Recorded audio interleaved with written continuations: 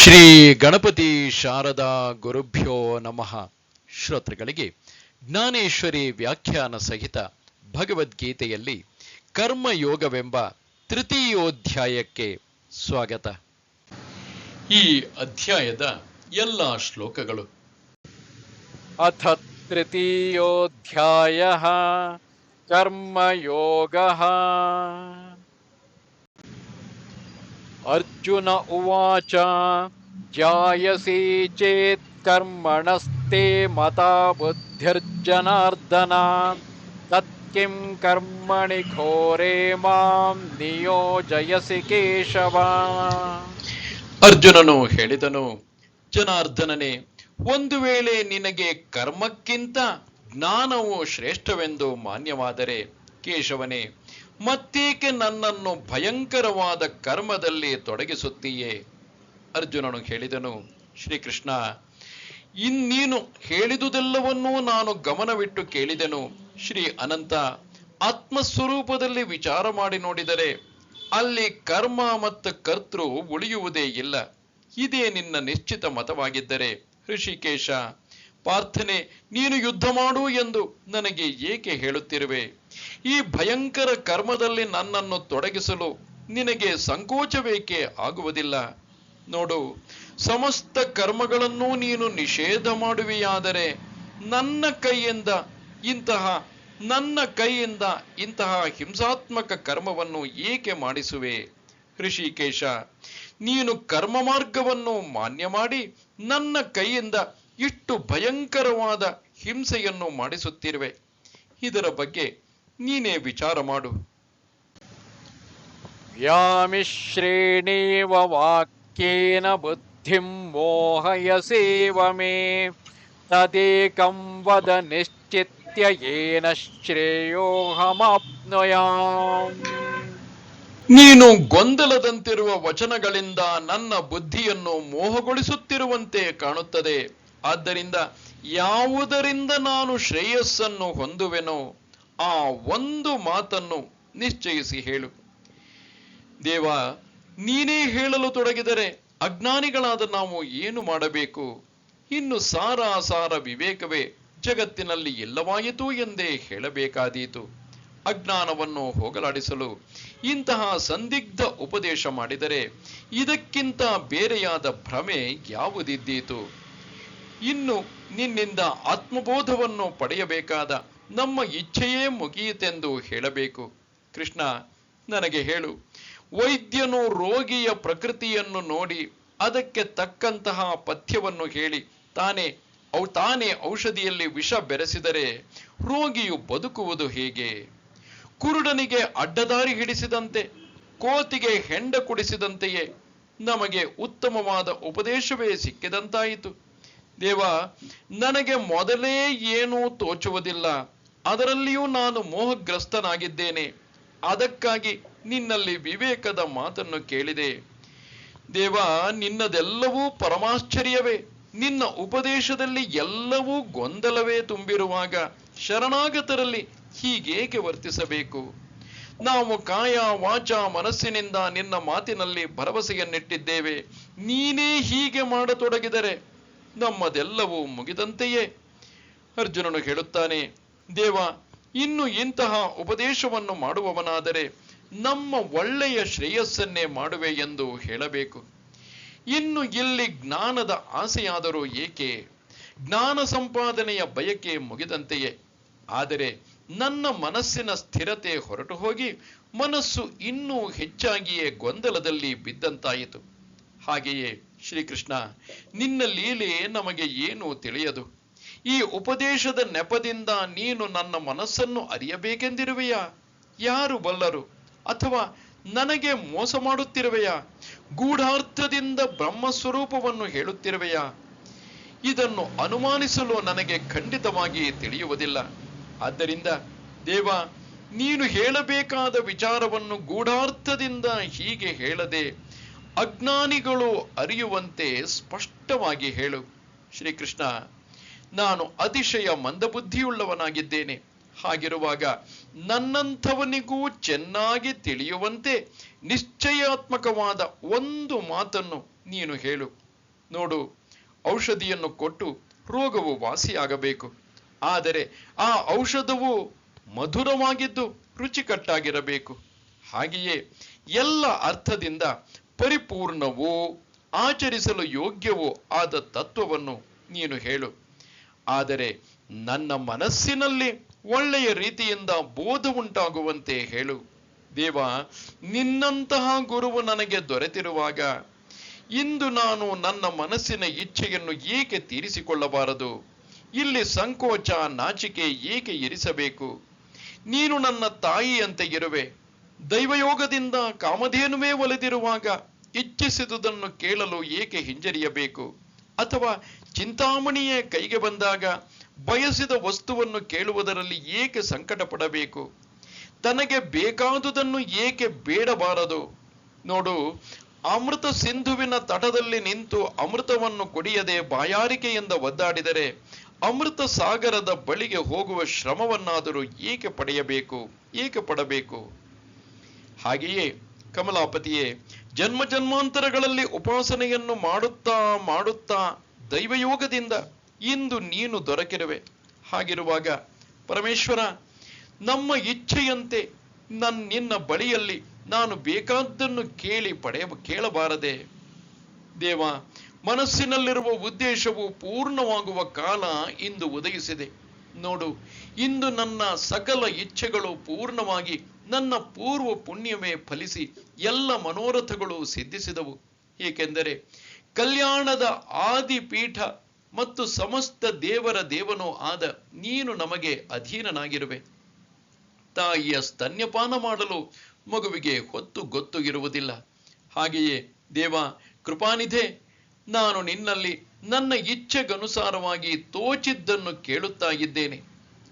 ಅರ್ಜುನನು ಹೇಳುತ್ತಾನೆ, ಆದ್ದರಿಂದ ಇಹಲೋಕದಲ್ಲಿ ಆಚರಿಸಲು ಯೋಗ್ಯವೂ ಪರಲೋಕದಲ್ಲಿ ಹಿತಕರವೂ ಆದ ಒಂದು ನಿಶ್ಚಿತವಾದ ಮಾತನ್ನು ಹೇಳು. ಶ್ರೀ ಭಗವಾನುವಾಚ ಲೋಕೇಸ್ಮಿನ್ ದ್ವಿವಿಧಾ ನಿಷ್ಠಾ ಪುರಾ ಪ್ರೋಕ್ತಾ ಮಯಾ ನಘ ಜ್ಞಾನಯೋಗೇನ ಸಾಂಖ್ಯಾನಾಂ ಕರ್ಮಯೋಗೇನ ಯೋಗಿನಾಂ. ಏಕೆಂದರೆ ಈ ಹಿಂದಿನ ಅಧ್ಯಾಯದಲ್ಲಿ ಕೃಷ್ಣನು ಅರ್ಜುನನಿಗೆ ಹೇಳುವಾಗ ಕರ್ಮದಲ್ಲಿ, ಅಂದರೆ ಯುದ್ಧ ಮಾಡುವುದರಲ್ಲಿ ಆತನನ್ನು ತೊಡಗಿಸಿದರೂ ಆತನಿಗೆ ಜ್ಞಾನದಿಂದಲೇ ಮೋಕ್ಷ ಎಂಬುದನ್ನು ಹೇಳುತ್ತಾ ಜ್ಞಾನವು ಕರ್ಮಯೋಗಕ್ಕಿಂತಲೂ ಮುಖ್ಯವಾದದ್ದು ಎಂದಿರುವುದರಿಂದ ಅರ್ಜುನನು ಈ ಹಿಂದಿನ ಪ್ರಶ್ನೆಯನ್ನು ಕೇಳಿದನು. ಅದಕ್ಕೆ ಉತ್ತರವಾಗಿ ಭಗವಂತನು ಹೇಳುತ್ತಿರುವನು, ಹೇ ನಿಷ್ಪಾಪನೆ, ಈ ಲೋಕದಲ್ಲಿ 2 ಪ್ರಕಾರದ ನಿಷ್ಠೆಗಳನ್ನು ನಾನು ಮೊದಲು ಹೇಳಿರುವೆನು. ಅವುಗಳಲ್ಲಿ ಸಾಂಖ್ಯ ಯೋಗಿಗಳ ನಿಷ್ಠೆಯು ಜ್ಞಾನ ಯೋಗದಿಂದ ಮತ್ತು ಯೋಗಿಗಳ ನಿಷ್ಠೆಯು ಕರ್ಮಯೋಗದಿಂದ ಕೂಡಿರುತ್ತದೆ. ಈ ಮಾತನ್ನು, ಅಂದರೆ ಅರ್ಜುನನ ಪ್ರಶ್ನೆಯನ್ನು ಕೇಳಿ ಕೃಷ್ಣನು ಆಶ್ಚರ್ಯದಿಂದ ಹೇಳತೊಡಗಿದನು. ಅರ್ಜುನ, ನಿನಗೆ ಹೇಳಿದ ಮಾತಿನ ಅಭಿಪ್ರಾಯದಲ್ಲಿ ಗರ್ಭಿತಾರ್ಥವಿದೆ. ಈಶ್ವರಾರ್ಪಣ ಕರ್ಮ ಮಾರ್ಗವನ್ನು ಹೇಳುವಾಗ ಪ್ರಸಂಗಾನುಸಾರವಾಗಿ ಜ್ಞಾನ ಮಾರ್ಗದ ಮಹಿಮೆಯನ್ನು ನಾನು ಹೇಳಿಬಿಟ್ಟೆ. ಅದರ ಉದ್ದೇಶವನ್ನು ನೀನು ತಿಳಿಯದೆ ವ್ಯರ್ಥವಾಗಿ ಕ್ಷೋಭೆಗೊಂಡೆ. ಜ್ಞಾನಯೋಗ ಮತ್ತು ಕರ್ಮಯೋಗ ಇವೆರಡನ್ನು ನಾನೇ ಹೇಳಿರುವೆನು ಎಂದು ಗಮನದಲ್ಲಿಡು. ವೀರಶ್ರೇಷ್ಠನೇ, ಕೇಳು, ಈ ಪೃಥ್ವಿಯಲ್ಲಿ ಇವೆರಡೂ ಅನಾದಿಯಾದ ಸಂಪ್ರದಾಯಗಳು ನನ್ನಿಂದಲೇ ಪ್ರಕಟಗೊಂಡಿವೆ.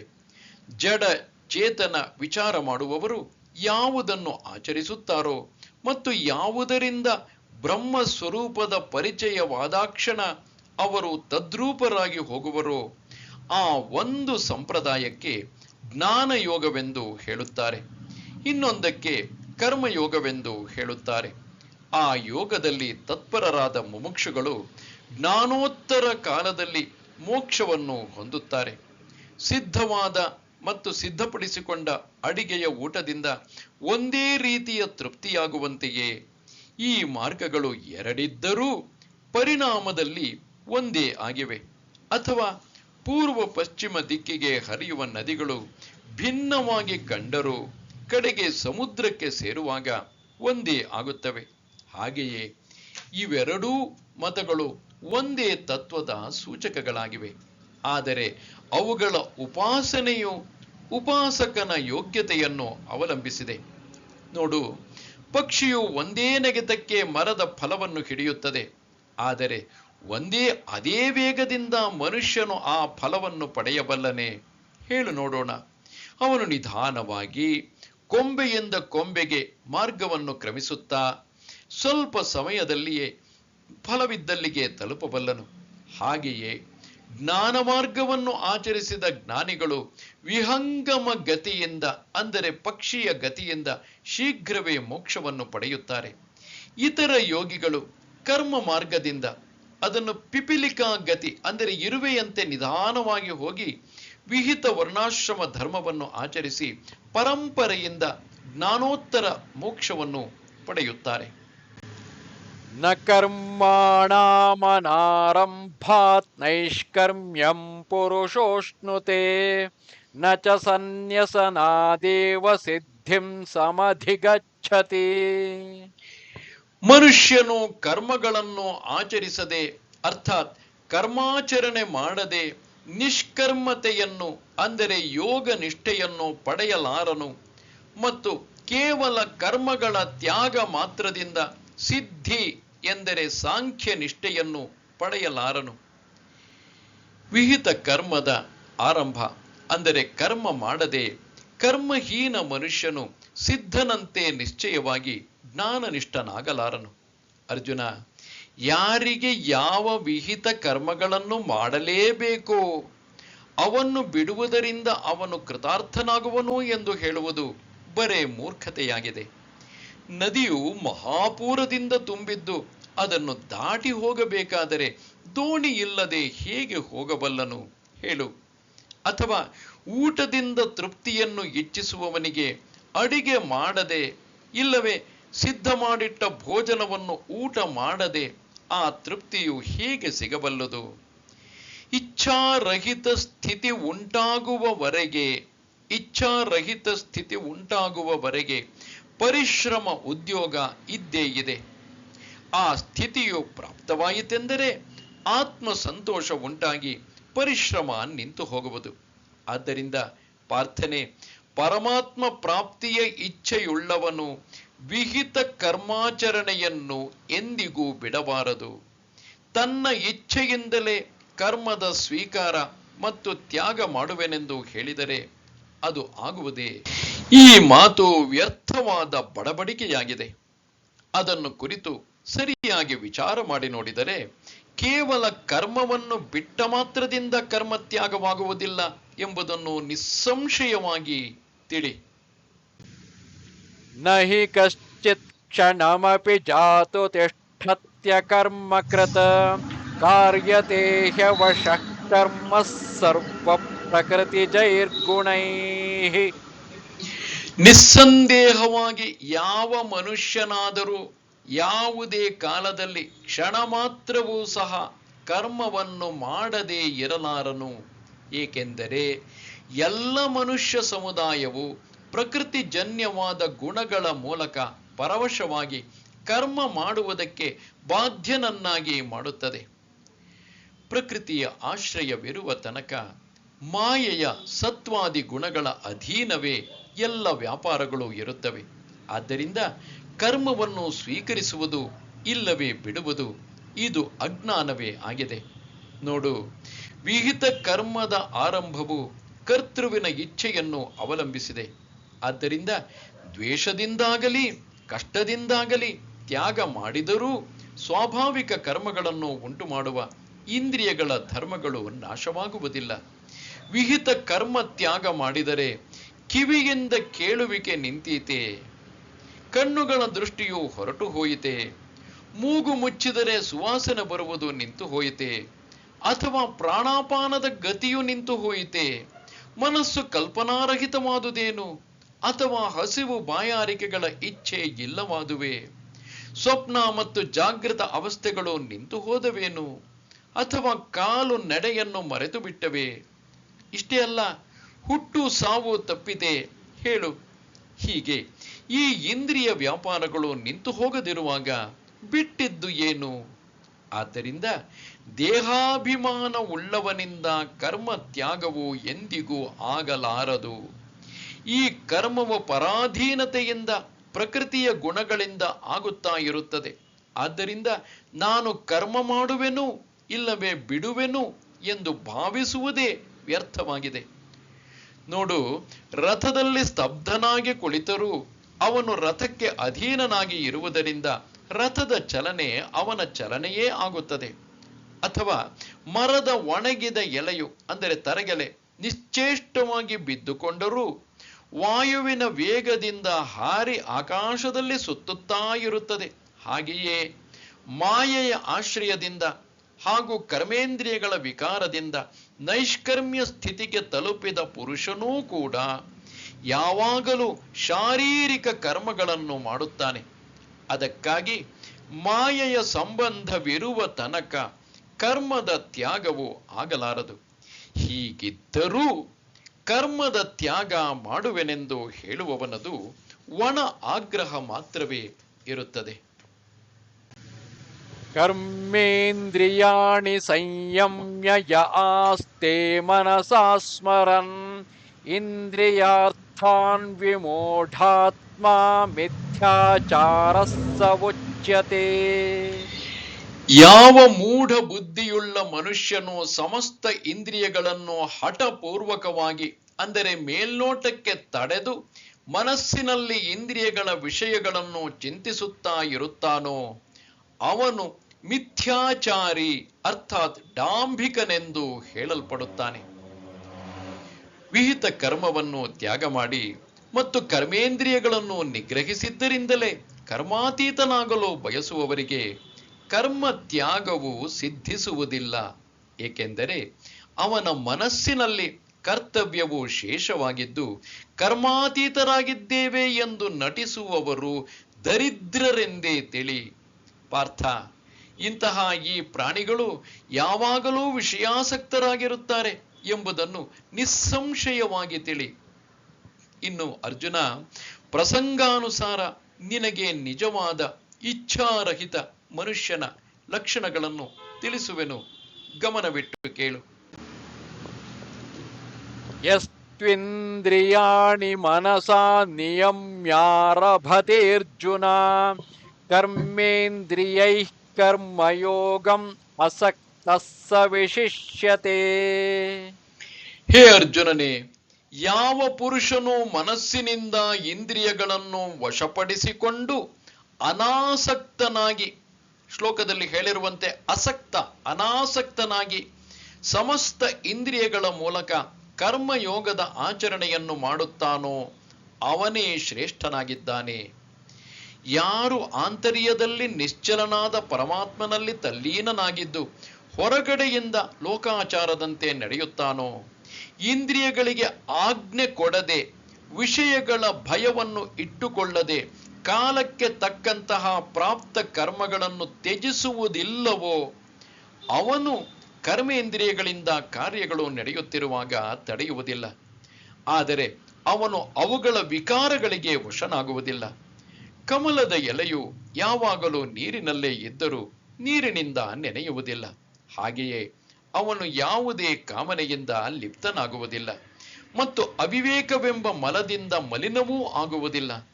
ನೀರಿನ ಸಂಸರ್ಗದಿಂದ ಸೂರ್ಯ ಬಿಂಬವು ನೀರಿನಲ್ಲಿ ಇರುವಂತೆ ಕಂಡುಬರುತ್ತದೆ. ಹಾಗೆಯೇ ಸಂಸಾರದಲ್ಲಿ ಇದ್ದು ಅವನು ಇತರ ಜನರಂತೆ ಕಂಡುಬರುತ್ತಾನೆ. ಮೇಲಿಂದ ಮೇಲೆ ನೋಡಿದರೆ ಆ ಮನುಷ್ಯನು ಸಾಧಾರಣವಾಗಿ ಕಂಡುಬರುತ್ತಾನೆ. ಅದರಿಂದ ಅವನ ಆತ್ಮಸ್ಥಿತಿಯನ್ನು ನಿಶ್ಚಯವಾಗಿ ಗುರುತಿಸಲೂ ಆಗುವುದಿಲ್ಲ. ಇಂತಹ ಗುಣಗಳಿಂದ ಕೂಡಿದ ಇಚ್ಛಾರಹಿತನಾದ ಯೋಗಿಯೇ ಮುಕ್ತನೆಂದು ತಿಳಿ. ಅರ್ಜುನ, ಅವನೇ ಯೋಗಿಯೂ ಜಗತ್ತಿನಲ್ಲಿ ಸ್ತುತಿಗೆ ಪಾತ್ರನೂ ಆಗಿದ್ದಾನೆ. ಆದ್ದರಿಂದ ನೀನು ಹಾಗೆಯೇ ಆಗು ಎಂದು ನಾನು ನಿನಗೆ ಹೇಳುತ್ತೇನೆ. ನೀನು ನಿನ್ನ ಮನಸ್ಸನ್ನು ಸಂಯಮಿಸಿ ಅಂತಃಕರಣದಲ್ಲಿ ಸ್ಥಿರ ಬುದ್ಧಿಯುಳ್ಳವನಾಗು. ಮತ್ತೆ ಕರ್ಮೇಂದ್ರಿಯಗಳು ಸುಖವಾಗಿ ತಮ್ಮ ವ್ಯಾಪಾರವನ್ನು ಮಾಡುತ್ತಾ ಇರಲಿ. ನಿಯತಂ ಕುರು ಕರ್ಮತ್ವಂ ಕರ್ಮ ಜ್ಯಾಯೋ ಹ್ಯಕರ್ಮಣಃ ಶರೀರಯಾತ್ರಾಪಿ ಚ ತೇನ ಪ್ರಸಿದ್ಧೇದ ಕರ್ಮಣಃ. ನೀನು ಶಾಸ್ತ್ರವಿಹಿತವಾದ ಕರ್ತವ್ಯ ಕರ್ಮವನ್ನು ಮಾಡು, ಏಕೆಂದರೆ ಕರ್ಮ ಮಾಡದೇ ಇರುವುದಕ್ಕಿಂತ ಕರ್ಮ ಮಾಡುವುದು ಶ್ರೇಷ್ಠವಾಗಿದೆ. ಹಾಗೂ ಕರ್ಮ ಮಾಡದೇ ಇರುವುದರಿಂದ ನಿನ್ನ ಶರೀರ ನಿರ್ವಾಹವೂ ಸಹ ಸಿದ್ಧವಾಗಲಾರದು. ಆದ್ದರಿಂದ ಕರ್ಮರಹಿತನಾಗುವುದು ಈ ಸಂಸಾರದಲ್ಲಿ ಅಸಂಭವನೀಯವಾಗಿದೆ. ಹಾಗಿರುವಾಗ ಶಾಸ್ತ್ರ ವಿರುದ್ಧ ಆಚರಣೆ ಏಕೆ ಮಾಡಬೇಕು? ಇದರ ಕುರಿತು ವಿಚಾರ ಮಾಡು. ಅದಕ್ಕಾಗಿ ಯೋಗ್ಯವಾದ ಮತ್ತು ಕಾಲಕ್ಕೆ ಅನುಗುಣವಾದ ಪ್ರಾಪ್ತವಾದ ಕರ್ಮವನ್ನು ನಿಷ್ಕಾಮ ಬುದ್ಧಿಯಿಂದ ಮಾಡು. ಅರ್ಜುನನೇ, ನಿಷ್ಕಾಮ ಬುದ್ಧಿಯಿಂದ ಮಾಡಿದ ಈ ಕರ್ಮವು ಸಂಸಾರದಿಂದ ಬಿಡುಗಡೆಗೊಳಿಸುವುದು. ಇಂತಹದೊಂದು ಆಶ್ಚರ್ಯ ನಿನಗೆ ತಿಳಿಯದು. ನೋಡು, ಅಧಿಕಾರಕ್ಕನುಸಾರವಾಗಿ ಸ್ವಧರ್ಮವನ್ನು ಆಚರಿಸುವವನು ಆ ಆಚರಣೆಯಿಂದಲೇ, ಆ ಸ್ವಧರ್ಮಾಚರಣೆಯಿಂದಲೇ ನಿಶ್ಚಯವಾಗಿ ಮೋಕ್ಷವನ್ನು ಹೊಂದುವನು. ಯಜ್ಞಾರ್ಥಾತ್ ಕರ್ಮಣೋನ್ಯತ್ರ ಲೋಕೋಯಂ ಕರ್ಮ ಬಂಧನಃ ತದರ್ಥಂ ಕರ್ಮ ಕೌಂತೇಯ ಮುಕ್ತ ಸಂಗಃ ಸಮಾಚರ. ಯಜ್ಞದ ನಿಮಿತ್ತವಾಗಿ ಮಾಡಲ್ಪಡುವ ಕರ್ಮಗಳಲ್ಲದೆ ಬೇರೆಯಾದ ಕರ್ಮಗಳಲ್ಲಿ ತೊಡಗಿದ್ದುಕೊಂಡೇ ಈ ಮನುಷ್ಯ ಸಮುದಾಯವು ಕರ್ಮಗಳಿಂದ ಬಂಧಿತವಾಗಿದೆ. ಇಲ್ಲಿ ಯಜ್ಞವೆಂದರೆ ಸಮರ್ಪಣಾ ಮನೋಭಾವ ಎಂದು ಅರ್ಥ. ಆದ್ದರಿಂದ ಹೇ ಅರ್ಜುನನೇ, ನೀನು ಆಸಕ್ತಿ ರಹಿತನಾಗಿ ಆ ಯಜ್ಞದ ನಿಮಿತ್ತವಾಗಿಯೇ ಚೆನ್ನಾಗಿ ಕರ್ತವ್ಯ ಕರ್ಮವನ್ನು ಮಾಡು. ಅಯ್ಯ, ತನ್ನ ಧರ್ಮದಂತೆ ಆಚರಣೆ ಮಾಡುವುದೇ, ತನ್ನ ಸ್ವಧರ್ಮವನ್ನು ಆಚರಿಸುವುದೇ ನಿತ್ಯ ಯಜ್ಞ ಎಂದು ತಿಳಿ. ಅದರಂತೆ ವರ್ತಿಸಿದರೆ ನಿನ್ನಲ್ಲಿ ಪಾಪಗಳು ಪ್ರವೇಶಿಸಲಾರವು. ಮನುಷ್ಯನು ಈ ಸ್ವಧರ್ಮವನ್ನು ಬಿಟ್ಟು ಕೆಟ್ಟ ಕೆಲಸದಲ್ಲಿ ಪ್ರವೃತ್ತನಾದಾಗ ಹುಟ್ಟು ಸಾವಿನ ಕಟ್ಟಳೆಯಲ್ಲಿ ಸಿಲುಕುತ್ತಾನೆ. ಅದಕ್ಕಾಗಿ ಸ್ವಧರ್ಮದಂತೆ ಆಚರಿಸುವುದೇ ಅಖಂಡ ಯಜ್ಞವಾಗಿದೆ ಎಂದು ತಿಳಿ. ಈ ಯಜ್ಞವನ್ನು ಮಾಡುವವನಿಗೆ ಯಾವುದೇ ಬಂಧನವಿರುವುದಿಲ್ಲ. ಈ ಜಗತ್ತೆಲ್ಲವೂ ಅಂದರೆ ಜೀವರು ಕರ್ಮದಿಂದ ಬಂಧಿತವಾಗಿದೆ. ಅದು ಸ್ವಧರ್ಮದಿಂದ ದೂರವಾದ್ದರಿಂದ ಮಾಯಾಪಾಶದಲ್ಲಿ ಸಿಕ್ಕಿ ಹಾಕಿಕೊಂಡಿತು. ಪಾರ್ಥನೆ, ಇನ್ನು ನಿನಗೆ ನಾನು ಈ ವಿಷಯದಲ್ಲಿ ಒಂದು ಕಥೆಯನ್ನು ಹೇಳುವೆನು. ಯಾವ ಸಮಯದಲ್ಲಿ ಬ್ರಹ್ಮದೇವರು ಜಗತ್ಸೃಷ್ಟಿಯನ್ನು ನಿರ್ಮಿಸಿದರೋ ಆ ರೀತಿ. ಹೀಗೆ ಹೇಳುತ್ತಾ ಕೃಷ್ಣನು ಇಲ್ಲಿ ಬ್ರಹ್ಮನು ಕಲ್ಪದ ಆದಿಯಲ್ಲಿ ಸೃಷ್ಟಿ ಮಾಡಿ ಆರಂಭಿಸಿದಾಗ ನಡೆದ ಘಟನೆಯನ್ನು ಹೇಳುತ್ತಿರುವನು. ಸಹ ಯಜ್ಞಾಃ ಪ್ರಜಾ ಸೃಷ್ಟ್ವಾ ಪುರೋವಾಚ ಪ್ರಜಾಪತಿಃ ಅನೇನ ಪ್ರಸವಿಷ್ಯಧ್ವಂ ಯೇಷವೋಸ್ತ್ವಿಷ್ಟ ಕಾಮಧುಕ್. ಪ್ರಜಾಪತಿ ಬ್ರಹ್ಮನು ಕಲ್ಪದ ಆದಿಯಲ್ಲಿ ಯಜ್ಞ ಸಹಿತವಾಗಿ ಪ್ರಜೆಗಳನ್ನು ರಚಿಸಿ ಅವರಿಗೆ, ನೀವುಗಳು ಈ ಯಜ್ಞದ ಮೂಲಕ ವೃದ್ಧಿಯನ್ನು ಪಡೆಯಿರಿ ಮತ್ತು ಈ ಯಜ್ಞವು ಇಚ್ಛಿಸಿದ ಭೋಗಗಳನ್ನು ಪ್ರದಾನ ಮಾಡುವಂತಹುದಾಗಲಿ ಎಂದು ಹೇಳಿದನು. ಆಗ ನಿತ್ಯವೂ ಆಚರಿಸುವ ಧರ್ಮ ಮತ್ತು ಯಜ್ಞ ಸಹಿತ ಪ್ರಜೆಗಳನ್ನು ಸೃಷ್ಟಿಸಿದರು. ಆದರೆ ಅದು ಗಹನವಾದ್ದರಿಂದ ಅರಿವಿಗೆ ಬರಲಿಲ್ಲ. ಆಗ ಆ ಪ್ರಜೆಗಳು ಬ್ರಹ್ಮದೇವರಲ್ಲಿ, ದೇವ, ಈಗ ನಮಗೆ ಇಲ್ಲಿ ಆಶ್ರಯವೇನು ಎಂದು ಪ್ರಾರ್ಥಿಸಿದಾಗ ಕಮಲ ಸಂಭವನು ಅಂದರೆ ಆ ಬ್ರಹ್ಮದೇವನು ಅವರಿಗೆ ಹೇಳಿದನು, ನಿಮ್ಮ ಧರ್ಮವನ್ನು ವರ್ಣಾಶ್ರಮಕ್ಕೆ ಅನುಸಾರ ನಾನು ಮೊದಲೇ ನಿಯತಗೊಳಿಸಿರುವೆನು. ಅದರಂತೆ ನೀವು ಆಚರಣೆ ಮಾಡಿದಾಗ ನಿಮ್ಮ ಹೇತು ಸಹಜವಾಗಿ ಪೂರ್ಣವಾದೀತು. ನೀವು ವ್ರತಾದಿಗಳನ್ನು ಆಚರಿಸಬೇಕಿಲ್ಲ, ಉಪವಾಸಾದಿಗಳನ್ನು ಮಾಡಿ ಶರೀರಕ್ಕೆ ಕಷ್ಟ ಕೊಡಬೇಕಾಗಿಲ್ಲ ಮತ್ತು ತೀರ್ಥಯಾತ್ರೆಗಾಗಿ ದೂರ ಹೋಗಬೇಕಾಗಿಲ್ಲ. ಯೋಗಾದಿಗಳ ಸಾಧನೆ, ಸಕಾಮ ಆರಾಧನೆ ಮತ್ತು ಮಂತ್ರತಂತ್ರದ ಅನುಷ್ಠಾನವನ್ನು ಎಂದಿಗೂ ಮಾಡಬೇಕಾಗಿಲ್ಲ. ಇತರ ದೇವತೆಗಳನ್ನು ಭಜಿಸಬೇಕಾಗಿಲ್ಲ. ಇದೆಲ್ಲವನ್ನೂ ಮಾಡದೆ ನೀವು ನಿಮ್ಮ ವರ್ಣಾಶ್ರಮಕ್ಕೆ ಹೇಳಲಾದ ಧರ್ಮವನ್ನು ಸುಖವಾಗಿ ಆಚರಿಸಿರಿ. ಹೇಗೆ ಪತಿವ್ರತೆಯು ತನ್ನ ಪತಿಯ ಸೇವೆಯನ್ನು ನಿಷ್ಕಾಮಳಾಗಿ ಮಾಡುವಂತೆಯೇ ನೀವು ನಿಮ್ಮ ಸ್ವಧರ್ಮವನ್ನು ನಿಷ್ಕಾಮ ಬುದ್ಧಿಯಿಂದ ಆಚರಿಸಿರಿ. ಬ್ರಹ್ಮದೇವರು ಹೇಳಿದರು, ಸ್ವಧರ್ಮದ ಆಚರಣೆಯೇ ನಿಮ್ಮದೊಂದು ಯಜ್ಞವಾಗಿದೆ. ಆದ್ದರಿಂದ ಇದೊಂದೇ ನಿಮಗೆ ಆಚರಿಸಲು ಯೋಗ್ಯವಾಗಿದೆ. ಜನಗಳಿರ, ನೋಡಿ, ನೀವು ಸ್ವಧರ್ಮದಿಂದ ವರ್ತಿಸಿದರೆ ಅದು ಕಾಮಧೇನುವಿನಂತೆ ಫಲಪ್ರದವಾಗಿ ನಿಮ್ಮನ್ನು ಎಂದಿಗೂ ಬಿಡಲಾರದು. ದೇವಾನ್ ಭಾವಯತಾನೇನ ತೇ ದೇವಾ ಭಾವಯಂತು ವಃ ಪರಸ್ಪರಂ ಭಾವಯಂತ ಶ್ರೇಯಃ ಪರಮವಾಪ್ಸ್ಯಥ. ನೀವು ಈ ಯಜ್ಞದ ಮೂಲಕ ದೇವತೆಗಳನ್ನು ತೃಪ್ತಿಪಡಿಸಿರಿ ಮತ್ತು ಆ ದೇವತೆಗಳು ನಿಮ್ಮಗಳ ಉನ್ನತಿ ಮಾಡುವರು. ಈ ಪ್ರಕಾರವಾಗಿ ನಿಸ್ವಾರ್ಥ ಭಾವದಿಂದ ಒಬ್ಬರು ಮತ್ತೊಬ್ಬರನ್ನು ತೃಪ್ತಿಪಡಿಸುತ್ತಾ ನೀವುಗಳು ಪರಮ ಶ್ರೇಯಸ್ಸನ್ನು ಪಡೆಯುವಿರಿ. ಈ ಸ್ವಧರ್ಮದ ಆಚರಣೆಯಿಂದ ಸಮಸ್ತ ದೇವತೆಗಳು ಸಂತೋಷಗೊಂಡು ನಿಮಗೆ ಇಚ್ಛಿತ ಫಲವನ್ನು ಕೊಡುವರು. ಈ ವಿಧದಿಂದ ಸ್ವಧರ್ಮಾಚರಣ ರೂಪಿ ಪೂಜೆಯಿಂದ ಸಮಸ್ತ ದೇವತೆಗಳನ್ನು ಆರಾಧಿಸಿದರೆ ಅವರು ನಿಮ್ಮ ಯೋಗಕ್ಷೇಮವನ್ನು ನೋಡಿಕೊಳ್ಳುವರು. ನೀವು ದೇವತೆಗಳನ್ನು ಭಜಿಸಿದರೆ ದೇವತೆಗಳು ಸಂತುಷ್ಟರಾದರು. ಹೀಗೆ ಪರಸ್ಪರ ಪ್ರೇಮವು ಉಂಟಾದಾಗ ನೀವು ಮಾಡಬಯಸಿದುದೆಲ್ಲವೂ ಸುಲಭವಾಗಿ ಸಿದ್ಧಿಸಿತು ಹಾಗೂ ನಿಮ್ಮ ಮನಸ್ಸಿನ ಸಮಸ್ತ ಕಾಮನೆಗಳು ಪೂರ್ಣವಾಗುವವು. ವಾಕ್ಸಿದ್ಧಿಯನ್ನು ಪಡೆಯುವಿರಿ. ಇತರರಿಗೆ ಆಜ್ಞಾಪಿಸಲು ಸಮರ್ಥರಾಗುವಿರಿ. ಮಹಾವೃದ್ಧಿ ಸಿದ್ಧಿಗಳು ನಿಮ್ಮ ಬಳಿ ಏನಪ್ಪಣೆ ಎಂದು ಕೇಳುವವು. ಋತುಪತಿಯಾದ ವಸಂತನ ದ್ವಾರದಲ್ಲಿ ವನಶೋಭೆಯು ತನ್ನ ಫಲ ಪುಷ್ಪ ಭಾರದಿಂದ ಸೌಂದರ್ಯ ಸಹಿತ ನಿರಂತರ ವಾಸಿಸುವಳು. ಇಷ್ಟಾನ್ ಭೋಗಾನ್ ಹಿ ವೋ ದೇವಾ ದಾಸ್ಯಂತೆ ಯಜ್ಞ ಭಾವಿತಾಃ ತೈರ್ದತ್ತಾನ ಪ್ರದಾಯೈಭ್ಯಃ ಯೋ ಭುಂಕ್ತೇಸ್ತೇನ ಏವ ಸಹ. ಯಜ್ಞದ ಮೂಲಕ ತೃಪ್ತರಾದ ದೇವತೆಗಳು ನಿಮಗೆ ಬೇಡದಿದ್ದರೂ ಇಚ್ಛಿಸಿದ ಭೋಗಗಳನ್ನು ನಿಶ್ಚಯವಾಗಿಯೂ ಕೊಡುತ್ತಿರುವರು. ಈ ಪ್ರಕಾರವಾಗಿ ಆ ದೇವತೆಗಳ ಮೂಲಕ ಕೊಡಲ್ಪಟ್ಟ ಭೋಗಗಳನ್ನು ಯಾವ ಪುರುಷನು ಅವರಿಗೆ, ಅಂದರೆ ಆ ದೇವತೆಗಳಿಗೆ ಏನನ್ನೂ ಕೊಡದೆ ತಾನೇ ಭೋಗಿಸುತ್ತಾನೋ ಅವನು ಕಳ್ಳನೇ ಆಗಿದ್ದಾನೆ.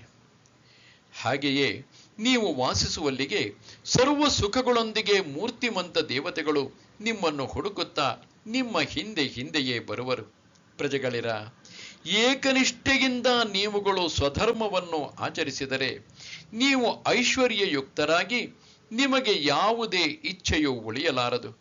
ಆದರೆ ಸಕಲ ಸಂಪತ್ತು ಪ್ರಾಪ್ತವಾದಾಗ ವಿಷಯ ಸೇವನೆಯ ಅಮಿಷಕ್ಕೆ ಲುಬ್ಧನಾಗಿ ಉನ್ಮತ್ತ ಇಂದ್ರಿಯಗಳು ಹೇಳಿದಂತೆ ವರ್ತಿಸುವವನು ಯಜ್ಞದಿಂದ ಸಂತುಷ್ಟರಾದ ದೇವತೆಗಳು ಕೊಟ್ಟಿರುವ ಪೂರ್ಣ ಸಂಪತ್ತಿನಿಂದ ಸ್ವಧರ್ಮಾಚರಣ ರೂಪವಾಗಿ ಸರ್ವೇಶ್ವರನನ್ನು ಭಜಿಸದವನು, ಅಗ್ನಿಯಲ್ಲಿ ಆಹುತಿಯನ್ನು ಕೊಡದೆ ದೇವತೆಗಳನ್ನು ಪೂಜಿಸದವನು, ಕಾಲಕ್ಕೆ ತಕ್ಕಂತೆ ಬ್ರಾಹ್ಮಣರಿಗೆ ಭೋಜನ ಮಾಡಿಸದವನು, ಅಥವಾ ಗುರುಭಕ್ತಿಯಿಂದ ಬೇಸತ್ತು ಅತಿಥಿಗಳನ್ನು ಆದರಿಸಿ ಸತ್ಕರಿಸದಿರುವವನು, ತನ್ನ ಜ್ಞಾತಿಗಳಿಗೆ ಸಂತೋಷ ಪಡಿಸದವನು, ಸ್ವಧರ್ಮಾಚರಣೆಯನ್ನು ಆಚರಿಸದವನು, ಶ್ರೀಮಂತಿಕೆಯಿಂದ ಉನ್ಮತ್ತನಾಗಿ ಕೇವಲ ವಿಷಯಾಸಕ್ತನಾಗುವವನು, ಅವನಿಗೆ ಮಹಾಸಂಕಟಗಳು ಎದುರಾಗಿ ಬಳಿಯಲ್ಲಿದ್ದ ಸಂಪತ್ತು ಇಲ್ಲವಾಗುತ್ತದೆ ಹಾಗೂ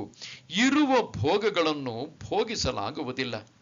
ಆಯಸ್ಸು ಮುಗಿದ ಶರೀರದಲ್ಲಿ ಜೀವನು ವಾಸಿಸುವುದಿಲ್ಲ. ದರಿದ್ರನ ಮನೆಯಲ್ಲಿ ಲಕ್ಷ್ಮಿಯೂ ಇರುವುದಿಲ್ಲ. ಹಾಗೆಯೇ ಸ್ವಧರ್ಮವು ಲೋಪವಾದಾಗ ದೀಪವು ಆರಿಹೋದ ಕ್ಷಣ ಕತ್ತಲೆ ಆವರಿಸುವಂತೆ ಸುಖದ ಆಶ್ರಯ ಸ್ಥಾನವು ನಾಶವಾಗುತ್ತದೆ. ಬ್ರಹ್ಮದೇವರು ಹೇಳುತ್ತಾರೆ, ಪ್ರಜಾಜನರೇ, ತಮ್ಮ ತಮ್ಮ ವರ್ಣಾಶ್ರಮ ಧರ್ಮದ ಆಚರಣೆಯನ್ನು ಬಿಟ್ಟವನ ಸ್ವಾತಂತ್ರ್ಯವು ಖಂಡಿತವಾಗಿ ನಾಶವಾಗುತ್ತದೆ. ಅದಕ್ಕಾಗಿ ಸ್ವಧರ್ಮವನ್ನು ತ್ಯಾಗ ಮಾಡುವವನಿಗೆ ಕಾಲವು ಶಿಕ್ಷಿಸುತ್ತಾ ಇವನು ಕಳ್ಳನೆಂದು ತಿಳಿದು ಅವನ ಸರ್ವಸ್ವವನ್ನು ಅಪಹರಿಸಿ ಬಿಡುವನು. ರಾತ್ರಿಯಾದಾಗ ಸ್ಮಶಾನದಲ್ಲಿ ಭೂತ ಪ್ರೇತಗಳು ಬಂದು ಮುತ್ತುವಂತೆ ಎಲ್ಲ ಸಂಕಟಗಳೂ ಅವನ ಬಳಿಗೆ ಬಂದು ಮುತ್ತಿಕೊಳ್ಳುವವು. ಹಾಗೆಯೇ 3 ಲೋಕಗಳ ಎಲ್ಲ ದುಃಖಗಳು ಮತ್ತು ಅನೇಕ ಪಾತಕಗಳು ಹಾಗೂ ಎಲ್ಲ ರೀತಿಯ ದೈನ್ಯತೆಗಳು ಅವನಲ್ಲಿ ವಾಸಿಸುವವು. ಜನಗಳಿರ, ಈ ಪ್ರಕಾರವಾಗಿ ಆ ಉನ್ಮತ್ತ ಮನುಷ್ಯನ ಸ್ಥಿತಿ ಉಂಟಾಗುತ್ತದೆ. ಬ್ರಹ್ಮದೇವರು ಹೇಳುತ್ತಿರುವರು, ಇಂತಹ ದುಃಖಗಳಲ್ಲಿ ಅವನು ಅಳಲು ತೊಡಗಿದರೂ ಕಲ್ಪಾಂತ್ಯದವರೆಗೂ ದುಃಖಗಳು ಬಿಟ್ಟು ಹೋಗುವುದಿಲ್ಲ. ಬ್ರಹ್ಮದೇವರು ಪ್ರಜೆಗಳಿಗೆ ಉಪದೇಶಿಸುತ್ತಾರೆ, ಆದ್ದರಿಂದ ನಿಮ್ಮ ಸ್ವಧರ್ಮವನ್ನು ಬಿಡಬೇಡಿರಿ ಮತ್ತು ಇಂದ್ರಿಯಗಳು ಸ್ಥೈರ್ಯವಾಗಿ ವರ್ತಿಸಲು, ತಮಗೆ ಬೇಕಾದಂತೆ ವರ್ತಿಸಲು ಬಿಡಬೇಡಿರಿ.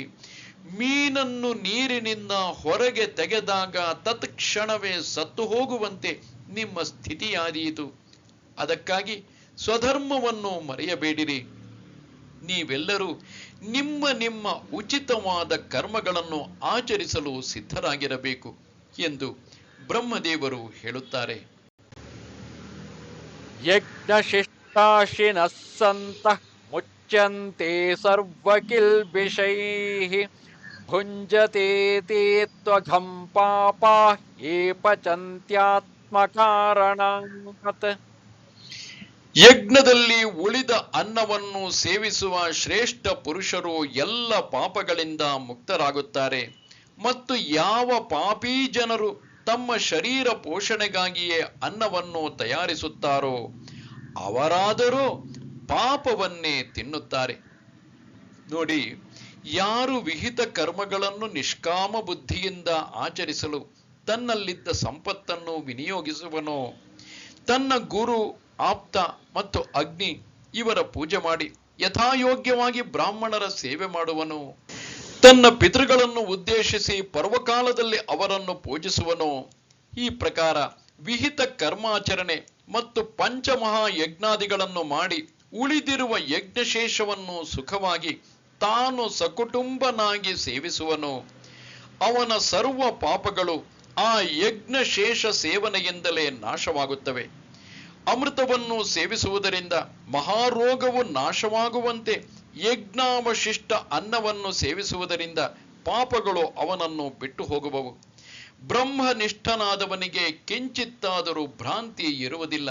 ಹಾಗೆಯೇ ಯಜ್ಞವನ್ನು ಮಾಡಿ ಶೇಷವಾಗಿ ಉಳಿದಿರುವ ಅನ್ನವನ್ನು ಸೇವಿಸುವವನಿಗೆ ದೋಷಗಳು ತಟ್ಟುವುದಿಲ್ಲ. ಆದ್ದರಿಂದ ಸ್ವಧರ್ಮದಿಂದ ಸಂಪಾದಿಸಿದ ದ್ರವ್ಯವನ್ನು ಸ್ವಧರ್ಮಕ್ಕಾಗಿಯೇ ವಿನಿಯೋಗಿಸಿ ಉಳಿದಿರುವುದನ್ನು ಸಂತೋಷದಿಂದ ಅನುಭವಿಸಬೇಕು. ಭಗವಾನ್ ಶ್ರೀಕೃಷ್ಣನು ಹೇಳುತ್ತಾನೆ, ಪಾರ್ಥನೆ, ಇದು ಆರಂಭಕತೆಯಾಗಿದೆ. ಮನುಷ್ಯನು ಇದಲ್ಲದೆ ಬೇರೆ ದಾರಿಯಲ್ಲಿ ನಡೆಯಬಾರದು. ತನ್ನ ಶರೀರವನ್ನೇ ಆತ್ಮನೆಂದು ತಿಳಿದು ವಿಷಯಗಳನ್ನು ಸೇವಿಸುವುದೇ ಭೋಗ್ಯ ವಸ್ತುವೆಂದು ತಿಳಿದುಕೊಂಡ ಮನುಷ್ಯರು ಇದಲ್ಲದೆ ಬೇರೆ ಏನನ್ನು ಅರಿಯರು. ಇವೆಲ್ಲ ಉಪಕರಣಗಳು ಯಜ್ಞಕ್ಕಾಗಿಯೇ ಇವೆ ಎಂದು ತಿಳಿಯದೆ ಭ್ರಾಂತಿಯಲ್ಲಿ ಇರುವವರಿಗೆ ಅಹಂಕಾರ ಬುದ್ಧಿಯಿಂದಾಗಿ ಕೇವಲ ವಿಷಯ ಭೋಗದಲ್ಲೇ ದೃಷ್ಟಿ ಇರುತ್ತದೆ. ತನಗೆ ಮೆಚ್ಚುವ ಭಕ್ಷ್ಯಗಳನ್ನೇ ತಯಾರಿಸಿ ತಾನೊಬ್ಬನೇ ತಿನ್ನುವವನು ಪಾಪಿಯಾಗಿದ್ದು ಪಾಪವನ್ನೇ ತಿನ್ನುತ್ತಿರುವನು ಎಂದು ತಿಳಿ. ಇವೆಲ್ಲ ಸಂಪತ್ತು ಸ್ವಧರ್ಮ ರೂಪವಾದ ಯಜ್ಞದ ಹವನ ದ್ರವ್ಯವಾಗಿದೆ. ಹೀಗೆ ತಿಳಿದು ಇವನ್ನು ಸ್ವಧರ್ಮ ಆಚರಣೆ ಎಂಬ ಯಜ್ಞದಿಂದಲೇ ಪರಮೇಶ್ವರನಿಗೆ ಅರ್ಪಿಸಬೇಕು. ಇದೆಲ್ಲವನ್ನೂ ಬಿಟ್ಟು ಮೂರ್ಖರಾದ ಜನರು ತನಗಾಗಿಯೇ ನಾನಾ ವಿಧದ ಪದಾರ್ಥಗಳನ್ನು ಸಿದ್ಧಗೊಳಿಸುತ್ತಾರೆ. ಯಾವ ಅನ್ನದಿಂದ ಯಜ್ಞದ ಸಿದ್ಧಿಯಾಗುತ್ತದೋ, ಈಶ್ವರನು ಸಂತುಷ್ಟನಾಗುವನೋ ಆ ಅನ್ನವು ಸಾಮಾನ್ಯವಾದುದಲ್ಲ. ಆದ್ದರಿಂದ ಈ ಅನ್ನವನ್ನು ಸಾಮಾನ್ಯವೆಂದು ತಿಳಿಯದೆ ಅದು ಬ್ರಹ್ಮರೂಪವಾಗಿದೆ ಎಂದು ತಿಳಿ. ಏಕೆಂದರೆ ಇದು ಸಕಲ ಜಗತ್ತಿನ ಜೀವಿತಕ್ಕೆ ಕಾರಣವಾಗಿದೆ. ಅನ್ನದ್ಭವಂತಿ ಭೂತಾನಿ ಪರ್ಜನ್ಯಾದನ್ನ ಸಂಭವಃ ಯಜ್ಞಾದ್ಭವತಿ ಪರ್ಜನ್ಯಃ ಯಜ್ಞಃ ಕರ್ಮ ಸಮುದ್ಭವಃ. ಸಮುದ್ಭವಃ ಕರ್ಮ ಬ್ರಹ್ಮೋದ್ಭವಂ ವಿದ್ಧಿ ಬ್ರಹ್ಮಾಕ್ಷರ ಸಮುದ್ಭವಂ ತಸ್ಮಾತ್ ಸರ್ವಗತಂ ಬ್ರಹ್ಮ ನಿತ್ಯಂ ಯಜ್ಞೇ ಪ್ರತಿಷ್ಠಿತಂ. ಸಂಪೂರ್ಣ ಪ್ರಾಣಿಗಳು ಅನ್ನದಿಂದ ಉತ್ಪನ್ನವಾಗುತ್ತಿವೆ. ಅನ್ನದ ಉತ್ಪತ್ತಿಯು ವೃಷ್ಟಿಯಿಂದ ಆಗುತ್ತದೆ. ವೃಷ್ಟಿಯು ಅಂದರೆ ಮಳೆಯು ಯಜ್ಞದಿಂದ ಆಗುತ್ತದೆ ಮತ್ತು ಯಜ್ಞವು ವಿಹಿತವಾದ ಕರ್ಮಗಳಿಂದ ಉತ್ಪನ್ನವಾಗುತ್ತದೆ. ಕರ್ಮಗಳ ಸಮುದಾಯವು ವೇದದಿಂದ ಉತ್ಪನ್ನವಾದುದೆಂದು, ವೇದವು ಅವಿನಾಶಿಯಾದ ಪರಮಾತ್ಮನಿಂದ ಉತ್ಪನ್ನವಾದುದೆಂದು ನೀನು ತಿಳಿ. ಇದರಿಂದ ಸರ್ವವ್ಯಾಪಿಯು ಪರಮನು ಅಕ್ಷರನು ಆದ ಪರಮಾತ್ಮನು ಸದಾ ಯಜ್ಞದಲ್ಲಿ ಪ್ರತಿಷ್ಠಿತನಾಗಿದ್ದಾನೆಂದು ಸಿದ್ಧವಾಗುತ್ತದೆ. ಅನ್ನದಿಂದಲೇ ಸಮಸ್ತ ಪ್ರಾಣಿಗಳ ಉತ್ಪತ್ತಿಯಾಗುತ್ತದೆ. ಮಳೆಯಿಂದಾಗಿ ಎಲ್ಲ ಕಡೆ ಅನ್ನದ ಉತ್ಪತ್ತಿಯಾಗುತ್ತದೆ. ಯಜ್ಞದಿಂದ ಮಳೆಯೂ, ಕರ್ಮದಿಂದ ಯಜ್ಞವೂ, ವೇದರೂಪಿ ಬ್ರಹ್ಮನಿಂದ ಕರ್ಮದ ಉತ್ಪತ್ತಿಯೂ ಆಗುತ್ತದೆ. ಆ ವೇದದ ಉತ್ಪತ್ತಿ ಪರಮಾತ್ಮನಿಂದ ಆಗುತ್ತದೆ. ಆದ್ದರಿಂದ ಈ ಜಗತ್ತೆಲ್ಲವೂ ಬ್ರಹ್ಮನಿಗೆ ಅಧೀನವಾಗಿದೆ. ಎಲೈ ಸುಭದ್ರಾಪತಿಯೇ, ಅಂದರೆ ಅರ್ಜುನನನ್ನು ಕುರಿತು ಹೇಳುತ್ತಿರುವುದು, ಎಲೈ ಸುಭದ್ರಾಪತಿಯೇ ಕೇಳು, ಕರ್ಮದ ಮೂರ್ತಿಯಾದ ಆ ಯಜ್ಞದಲ್ಲಿ ವೇದರೂಪಿ ಬ್ರಹ್ಮನು ನಿರಂತರ ವಾಸಿಸುವನು.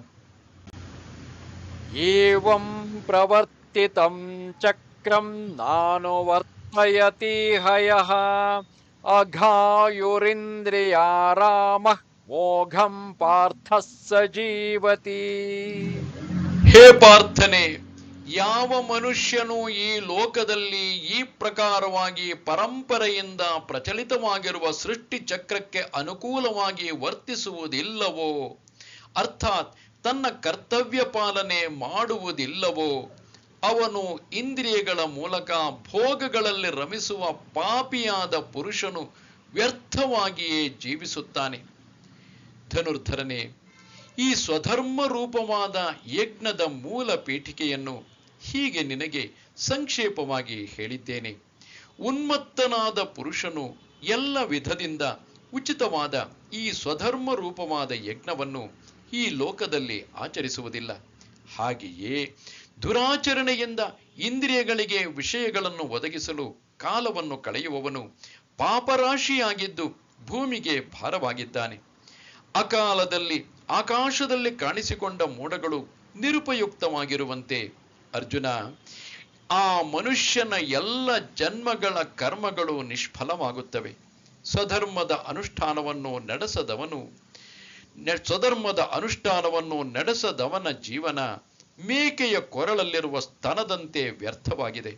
ಪಾಂಡವ ಕೇಳು, ಅದಕ್ಕಾಗಿ ಈ ಸ್ವಧರ್ಮವನ್ನು ಎಂದಿಗೂ ಬಿಡಬಾರದು. ಸರ್ವ ಭಾವದಿಂದ ಇದನ್ನೇ ಆಚರಿಸಬೇಕು. ನೋಡು, ಶರೀರವು ಪ್ರಾಪ್ತವಾಯಿತಾದರೆ ಅದರ ಜೊತೆಗೆ ಕರ್ತವ್ಯ ಕರ್ಮವು ಬಂದೇ ಬಿಟ್ಟಿತು. ಹೀಗಿರುವುದಾದರೆ ತನ್ನ ಉಚಿತವಾದ ಕರ್ಮವನ್ನು ಏಕೆ ಬಿಡಬೇಕು? ಸವ್ಯಸಾಚಿಯೇ, ಈ ಮನುಷ್ಯ ದೇಹವು ಪ್ರಾಪ್ತವಾದಾಗ ಉಚಿತ ಕರ್ಮ ಮಾಡಲು ಹಿಂಜರಿಯುವವರು ಮೂರ್ಖರೆಂದೇ ತಿಳಿ. ಯಸ್ತ್ವಾತ್ಮರತಿರೇವ ಸ್ಯಾತ್ ಆತ್ಮತೃಪ್ತಶ್ಚ ಮಾನವಃ ಆತ್ಮನ್ಯೇವ ಚ ಸಂತುಷ್ಟಃ ತಸ್ಯ ಕಾರ್ಯಂ ನ ವಿದ್ಯತೆ.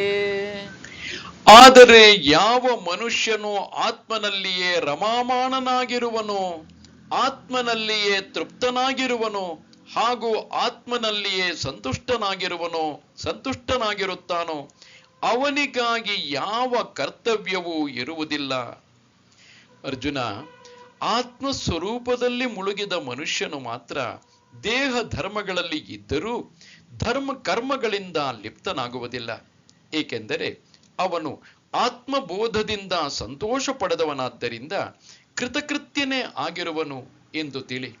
ಅದಕ್ಕಾಗಿ ಅವನು ಸಹಜವಾಗಿಯೇ ಕರ್ಮದಿಂದ ಮುಕ್ತನಾಗುವನು. ನೈವ ತಸ್ಯ ಕೃತೇನಾರ್ಥಃ ನಾಕೃತೇನೇಹ ಕಶ್ಚನ ನ ಚಾಸ್ಯ ಸರ್ವಭೂತೇಷು ಕಶ್ಚಿದರ್ಥ ಕರ್ತವ್ಯಪಾಶ್ರಯಃ.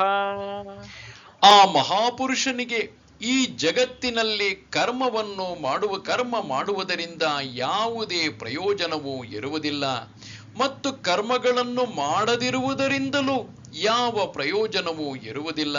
ಹಾಗೂ ಸಂಪೂರ್ಣ ಪ್ರಾಣಿಗಳಲ್ಲಿ ಕೂಡ ಇವನಿಗೆ ಕಿಂಚಿನ್ ಮಾತ್ರವೂ ಸಹ ಸ್ವಾರ್ಥದ ಸಂಬಂಧವೂ ಇರುವುದಿಲ್ಲ.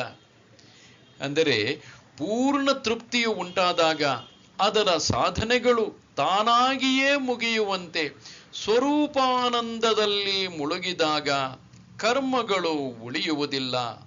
ಅರ್ಜುನ, ಈ ವಿಧದ ಆತ್ಮಜ್ಞಾನ ಉಂಟಾಗುವವರೆಗೆ ಈ ಸಾಧನೆಗಳನ್ನು ಆಚರಿಸಬೇಕು.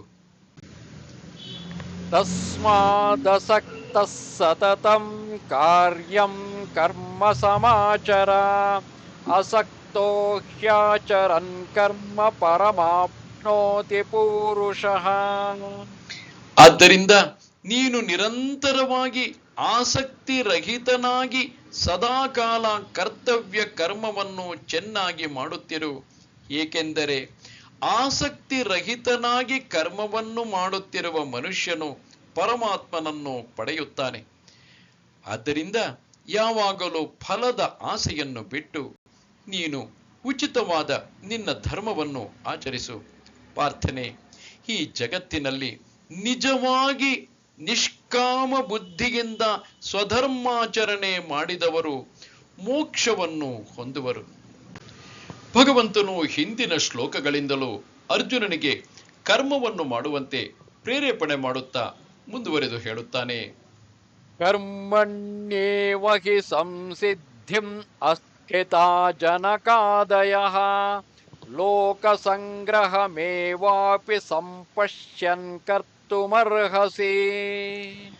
ಜನಕಾದಿ ಜ್ಞಾನಿ ಜನರು ಕೂಡ ಆಸಕ್ತಿ ರಹಿತವಾದ ಕರ್ಮದ ಮೂಲಕವೇ ಪರಮಸಿದ್ಧಿಯನ್ನು ಪಡೆದಿದ್ದರು. ಆದ್ದರಿಂದ ಲೋಕ ಸಂಗ್ರಹವನ್ನು ದೃಷ್ಟಿಯಲ್ಲಿ ಇಟ್ಟುಕೊಂಡು ನೀನು ಕರ್ಮ ಮಾಡುವುದಕ್ಕೆ ಯೋಗ್ಯನಾಗಿದ್ದೀಯೆ. ಅರ್ಥಾತ್ ನೀನು ಕರ್ಮ ಮಾಡುವುದೇ ಉಚಿತವಾಗಿದೆ. ನೋಡು, ಕರ್ಮವನ್ನು ಎಂದಿಗೂ ತ್ಯಜಿಸದೆಯೇ ಜನಕಾದಿಗಳು ಮೋಕ್ಷವನ್ನು ಪಡೆದುಕೊಂಡರು. ಪಾರ್ಥ, ಅದಕ್ಕಾಗಿ ಕರ್ಮದಲ್ಲಿ ಶ್ರದ್ಧೆಯನ್ನಿಡು. ಕಾರಣ ಅದರಿಂದ ಇನ್ನೊಂದು ಉಪಯೋಗವಾದೀತು. ನಮ್ಮಿಂದ ಆ ಕರ್ಮಗಳು ನಿಷ್ಕಾಮವಾಗಿ ಆಚರಿಸಲ್ಪಟ್ಟರೆ ಅದನ್ನು ನೋಡಿ ಜನರು ತಾವು ಅದರಂತೆ ನಡೆದು ದುಃಖ ಮುಕ್ತರಾಗುವರು. ನೋಡು, ಕೃತಾರ್ಥರಾಗಿ ನಿಷ್ಕಾಮರಾದ ಅವರಿಗೂ ಕೂಡ ಜನರ ಮೇಲೆ, ಅಂದರೆ ಆ ಜನಕಾದಿಗಳಿಗೂ ಕೂಡ ಜನರ ಮೇಲೆ ಉಪಕಾರ ಮಾಡುವ ಕರ್ತವ್ಯವು ಇದ್ದೇ ಇದೆ. ಕುರುಡನ ಸಾಲಿನಲ್ಲಿ ಇದ್ದ ಕಣ್ಣಿದ್ದವನು ಕೂಡ ಅವರ ಹಾಗೆ ನಡೆಯುವಂತೆ ಜ್ಞಾನಿಗಳು ಸ್ವತಃ ಧರ್ಮವನ್ನು ಆಚರಣೆ ಮಾಡಿ ಅಜ್ಞಾನಿ ಜನರಿಗೆ ಧರ್ಮ ಮಾರ್ಗದಲ್ಲಿ ತೊಡಗಿಸಬೇಕು. ಅಯ್ಯ, ಜ್ಞಾನಿಗಳು ಹೀಗೆ ವರ್ತಿಸದಿದ್ದರೆ ಅಜ್ಞಾನಿ ಜನರಿಗೆ ಹೇಗೆ ತಿಳಿಯುವುದು?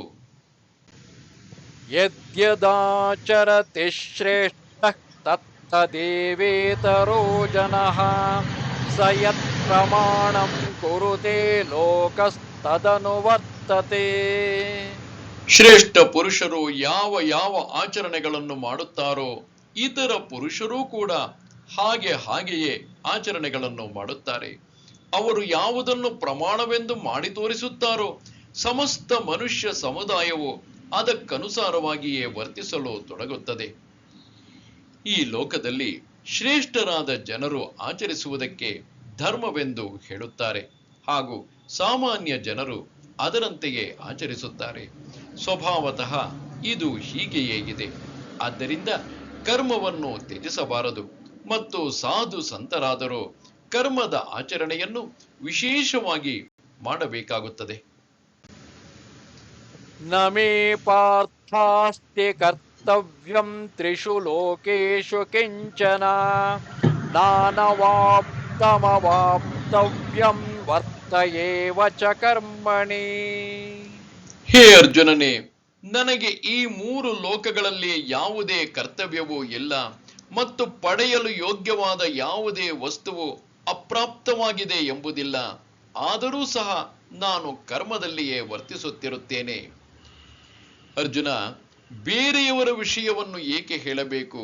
ನಾನೇ ಈ ಧರ್ಮಾಚರಣೆಯಲ್ಲಿ ವರ್ತಿಸುತ್ತಿದ್ದೇನಲ್ಲ, ಇನ್ನು ನನಗೇನಾದರೂ ಸಂಕಟ ಸಂಭವಿಸಿದೆ, ಯಾವುದೋ ಇಚ್ಛೆ ಇದೆ ಎಂದು ನಾನು ಸ್ವಧರ್ಮವನ್ನು ಆಚರಿಸುತ್ತೇನೆ ಎಂದು ನೀನು ಹೇಳಿದರೆ, ಈ ಜಗತ್ತಿನಲ್ಲಿ ನನ್ನಷ್ಟು ಗುಣ ಮತ್ತು ಐಶ್ವರ್ಯಗಳಿಂದ ಸಂಪನ್ನನಾದವನು ಬೇರೆ ಯಾರೂ ಇಲ್ಲ.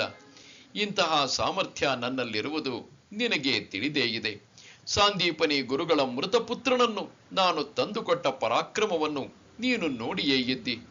ಆದರೆ ನಾನು ಹೀಗೆ ನಿರಿಚ್ಛನಾಗಿದ್ದರೂ ಕೂಡ ಬಾಯಿ ಮುಚ್ಚಿಕೊಂಡು ಕರ್ಮ ಮಾರ್ಗವನ್ನು ಆಚರಿಸುತ್ತಿದ್ದೇನೆ.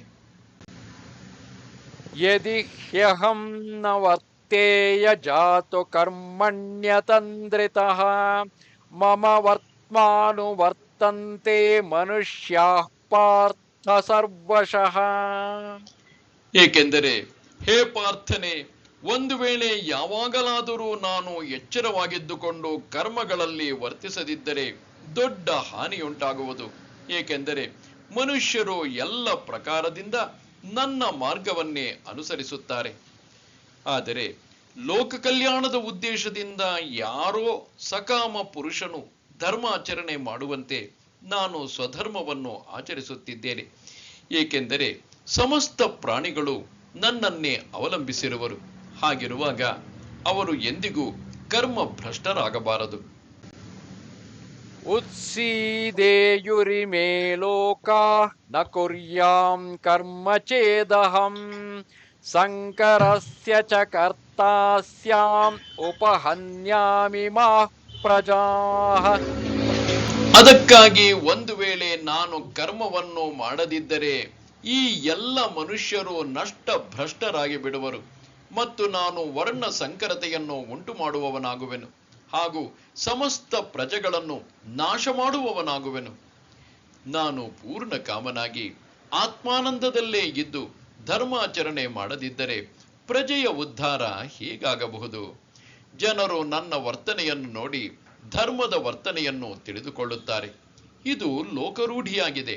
ನಾನು ಧರ್ಮಾಚರಣೆಯನ್ನು ಮಾಡದಿದ್ದರೆ ಅವರ ವರ್ತನೆ ಕೆಟ್ಟು ಹೋದೀತು. ಅದಕ್ಕಾಗಿ ಸಮರ್ಥನು ಸರ್ವಜ್ಞಾನ ಸಂಪನ್ನನು ಆದವನು ಪ್ರಯತ್ನಪೂರ್ವಕವಾಗಿ ಎಂದಿಗೂ ಕರ್ಮವನ್ನು ತ್ಯಾಗ ಮಾಡಬಾರದು. ಸಕ್ತಾಃ ಕರ್ಮಣ್ಯ ವಿದ್ವಾಂಸಃ ಯಥಾ ಕುರ್ವಂತಿ ಭಾರತ ಕುರ್ಯಾದ್ವಿದ್ವಾಂಸ್ತಥಾ ಸಕ್ತಃ ಚಿಕೀರ್ಷುರ್ಲೋಕ ಸಂಗ್ರಹಂ. ಹೇ ಭಾರತ, ಅಂದರೆ ಅರ್ಜುನ, ಕರ್ಮದಲ್ಲಿ ಆಸಕ್ತರಾದ ಅಜ್ಞಾನಿ ಜನರು ಯಾವ ಪ್ರಕಾರ ಕರ್ಮವನ್ನು ಮಾಡುತ್ತಾರೋ, ಆಸಕ್ತಿ ರಹಿತನಾದ ವಿದ್ವಾಂಸನೂ ಕೂಡ ಲೋಕ ಸಂಗ್ರಹವನ್ನು ಮಾಡಲಿಚ್ಛಿಸುತ್ತಾ ಅದೇ ಪ್ರಕಾರ ಕರ್ಮವನ್ನು ಮಾಡಲಿ.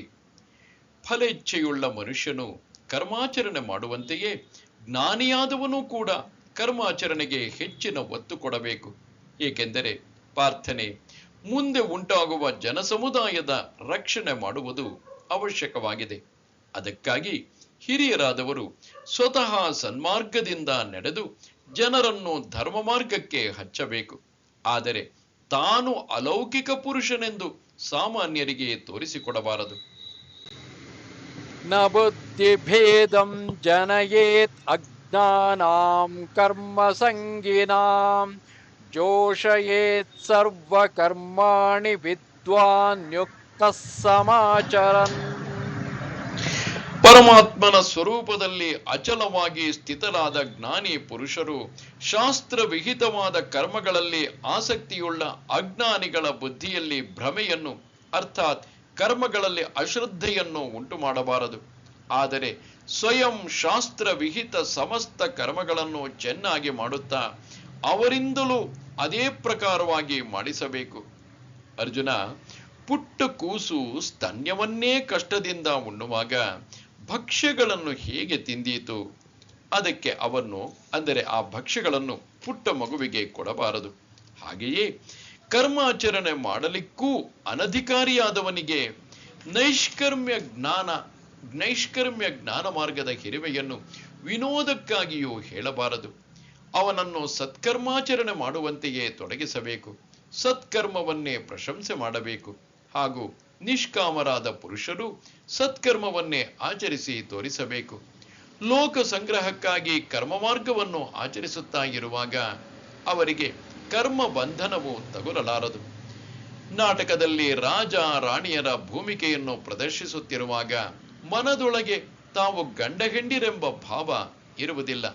ಆದರೆ ಜನರಿಗೆ ತೋರಿಸಲಿಕ್ಕಾಗಿ ಹೀಗೆ ನಟಿಸುತ್ತಾರೆ. ಪ್ರಕೃತೆ ಕ್ರಿಯಮಾಣಾನಿ ಗುಣೈಃ ಕರ್ಮಾಣಿ ಸರ್ವಶಃ ಅಹಂಕಾರ ವಿಮೂಢಾತ್ಮ ಕರ್ತಾಹಮಿತಿ ಮನ್ಯತೆ. ವಾಸ್ತವವಾಗಿ ಸಮಸ್ತ ಕರ್ಮಗಳು ಎಲ್ಲ ಪ್ರಕಾರದಿಂದಲೂ ಪ್ರಕೃತಿಯ ಗುಣಗಳ ಮೂಲಕವೇ ಮಾಡಲ್ಪಡುತ್ತವೆ. ಆದರೂ ಕೂಡ ಯಾರ ಅಂತಃಕರಣವು ಅಹಂಕಾರದಿಂದ ಮೋಹಿತವಾಗಿದೆಯೋ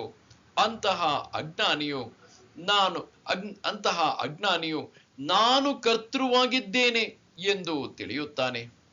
ಅರ್ಜುನ, ಬೇರೆಯವರ ಹೊರೆಯನ್ನು ನಮ್ಮ ತಲೆಯ ಮೇಲಿರಿಸಿಕೊಂಡರೆ ನಮ್ಮ ಕತ್ತು ನೋಯಲಾರದೆ? ಹೇಳು ನೋಡೋಣ. ಪ್ರಕೃತಿಯ ಗುಣಗಳಿಂದ ಉತ್ಪನ್ನವಾಗುವ ಒಳ್ಳೆಯ ಕೆಟ್ಟ ಕರ್ಮಗಳ ಕರ್ತೃವು ನಾನೇ ಎಂದು ಅಜ್ಞಾನಿಯಾದ ಮನುಷ್ಯನು ಭ್ರಮೆಯಿಂದ ಹೇಳುತ್ತಾನೆ. ಇಂತಹ 3.5 ಮೊಳದ ದೇಹದ ಅಭಿಮಾನವಿರುವ ಮೂರ್ಖ ಮನುಷ್ಯನಲ್ಲಿ ಈ ನೈಷ್ಕರ್ಮ್ಯ ಸ್ಥಿತಿಯ ಪರಮಾರ್ಥವನ್ನು ಪ್ರಕಟಿಸಬಾರದು. ಏಕೆಂದರೆ ಅವನು ಅನಧಿಕಾರಿಯಾದ್ದರಿಂದ ಪರಮಾರ್ಥ ತತ್ವವು ತಿಳಿಯುವುದಿಲ್ಲ. ಅದರಿಂದ ಅವನು ಕರ್ಮದಿಂದ ಭ್ರಷ್ಟನಾಗುವನು. ಅರ್ಜುನ, ಅದಿರಲಿ, ಪ್ರಸ್ತುತ ನಿನ್ನ ಹಿತವು ಯಾವುದರಲ್ಲಿದೆ ಅದನ್ನು ನಿನಗೆ ಹೇಳುತ್ತೇನೆ ಕೇಳು. ತತ್ವವಿತ್ತು ಮಹಾಬಾಹೋ ಗುಣಕರ್ಮ ವಿಭಾಗಯೋಃ ಗುಣಾ ಗುಣೇಷು ವರ್ತಂತೆ ಇತಿ ಮತ್ವಾ ನ ಸಜ್ಜತೆ. ಆದರೆ ಹೇ ಮಹಾಬಾಹುವೆ, ಗುಣ ವಿಭಾಗ ಮತ್ತು ಕರ್ಮ ವಿಭಾಗದ ತತ್ವವನ್ನು ಬಲ್ಲ ಜ್ಞಾನಯೋಗಿಯು ಸಂಪೂರ್ಣವಾಗಿ ಗುಣಗಳೇ ಗುಣಗಳಲ್ಲಿ ವರ್ತಿಸುತ್ತಿವೆ ಎಂದು ತಿಳಿದುಕೊಂಡು ಅವುಗಳಲ್ಲಿ ಆಸಕ್ತನಾಗುವುದಿಲ್ಲ. ಯಾವುದರಿಂದ ಸರ್ವ ಕರ್ಮಗಳು ಉಂಟಾಗುತ್ತವೋ ಅಂತಹ ದೇಹಾಭಿಮಾನವು ತತ್ವಜ್ಞಾನಿಯಲ್ಲಿ ಸ್ವಲ್ಪವೂ ಇರುವುದಿಲ್ಲ. ಅಂತಹ ಜ್ಞಾನಿಗಳು ದೇಹಾಭಿಮಾನವನ್ನು ಬಿಟ್ಟು ಗುಣ ಕರ್ಮಾತೀತರಾಗಿ ದೇಹದಲ್ಲಿ ಕೇವಲ ಸಾಕ್ಷೀಭೂತರಾಗಿ ಇರುತ್ತಾರೆ.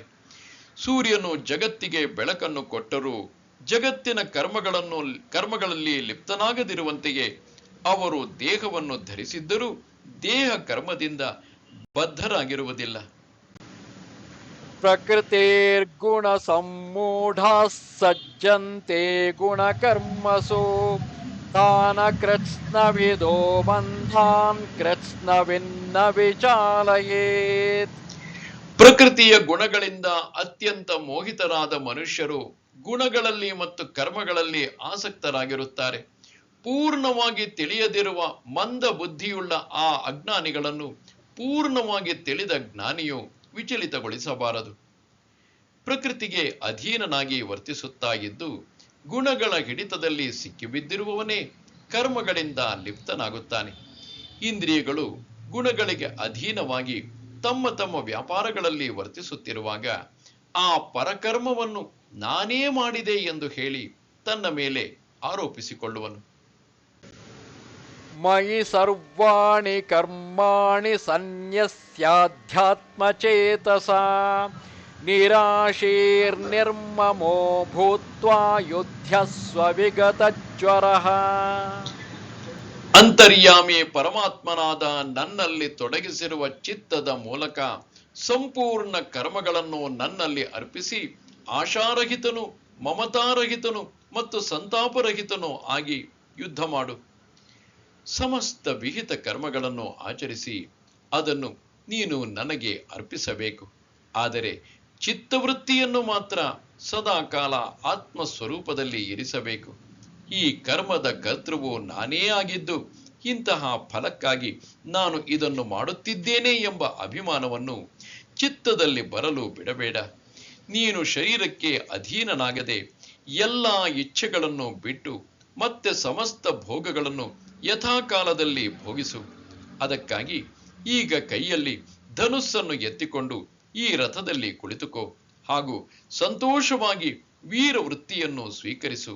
ಜಗತ್ತಿನಲ್ಲಿ ನಿನ್ನ ಕೀರ್ತಿಯನ್ನು ಬೆಳೆಸು. ಸ್ವಧರ್ಮದ ಮಹಿಮೆಯನ್ನು ಬೆಳೆಸು.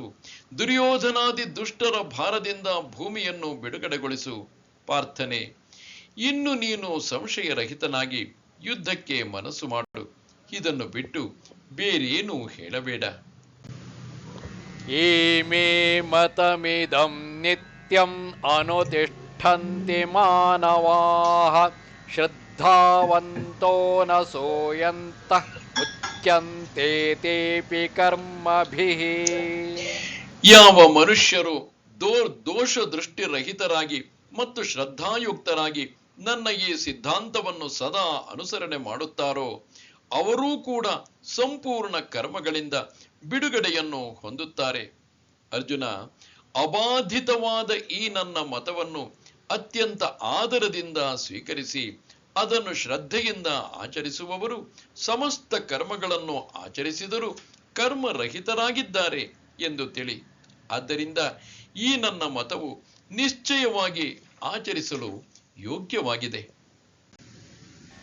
ಏತ್ವೇತದಭ್ಯಸೂಯಂತಃ ನಾನುತಿಷ್ಠಂತಿ ಮೇ ಮತಂ ಸರ್ವಜ್ಞಾನ ವಿಮೂಢಾಂಸ್ತಾಂ ವಿದ್ಧಿ ನಷ್ಟಾನ ಚೇತಸಃ.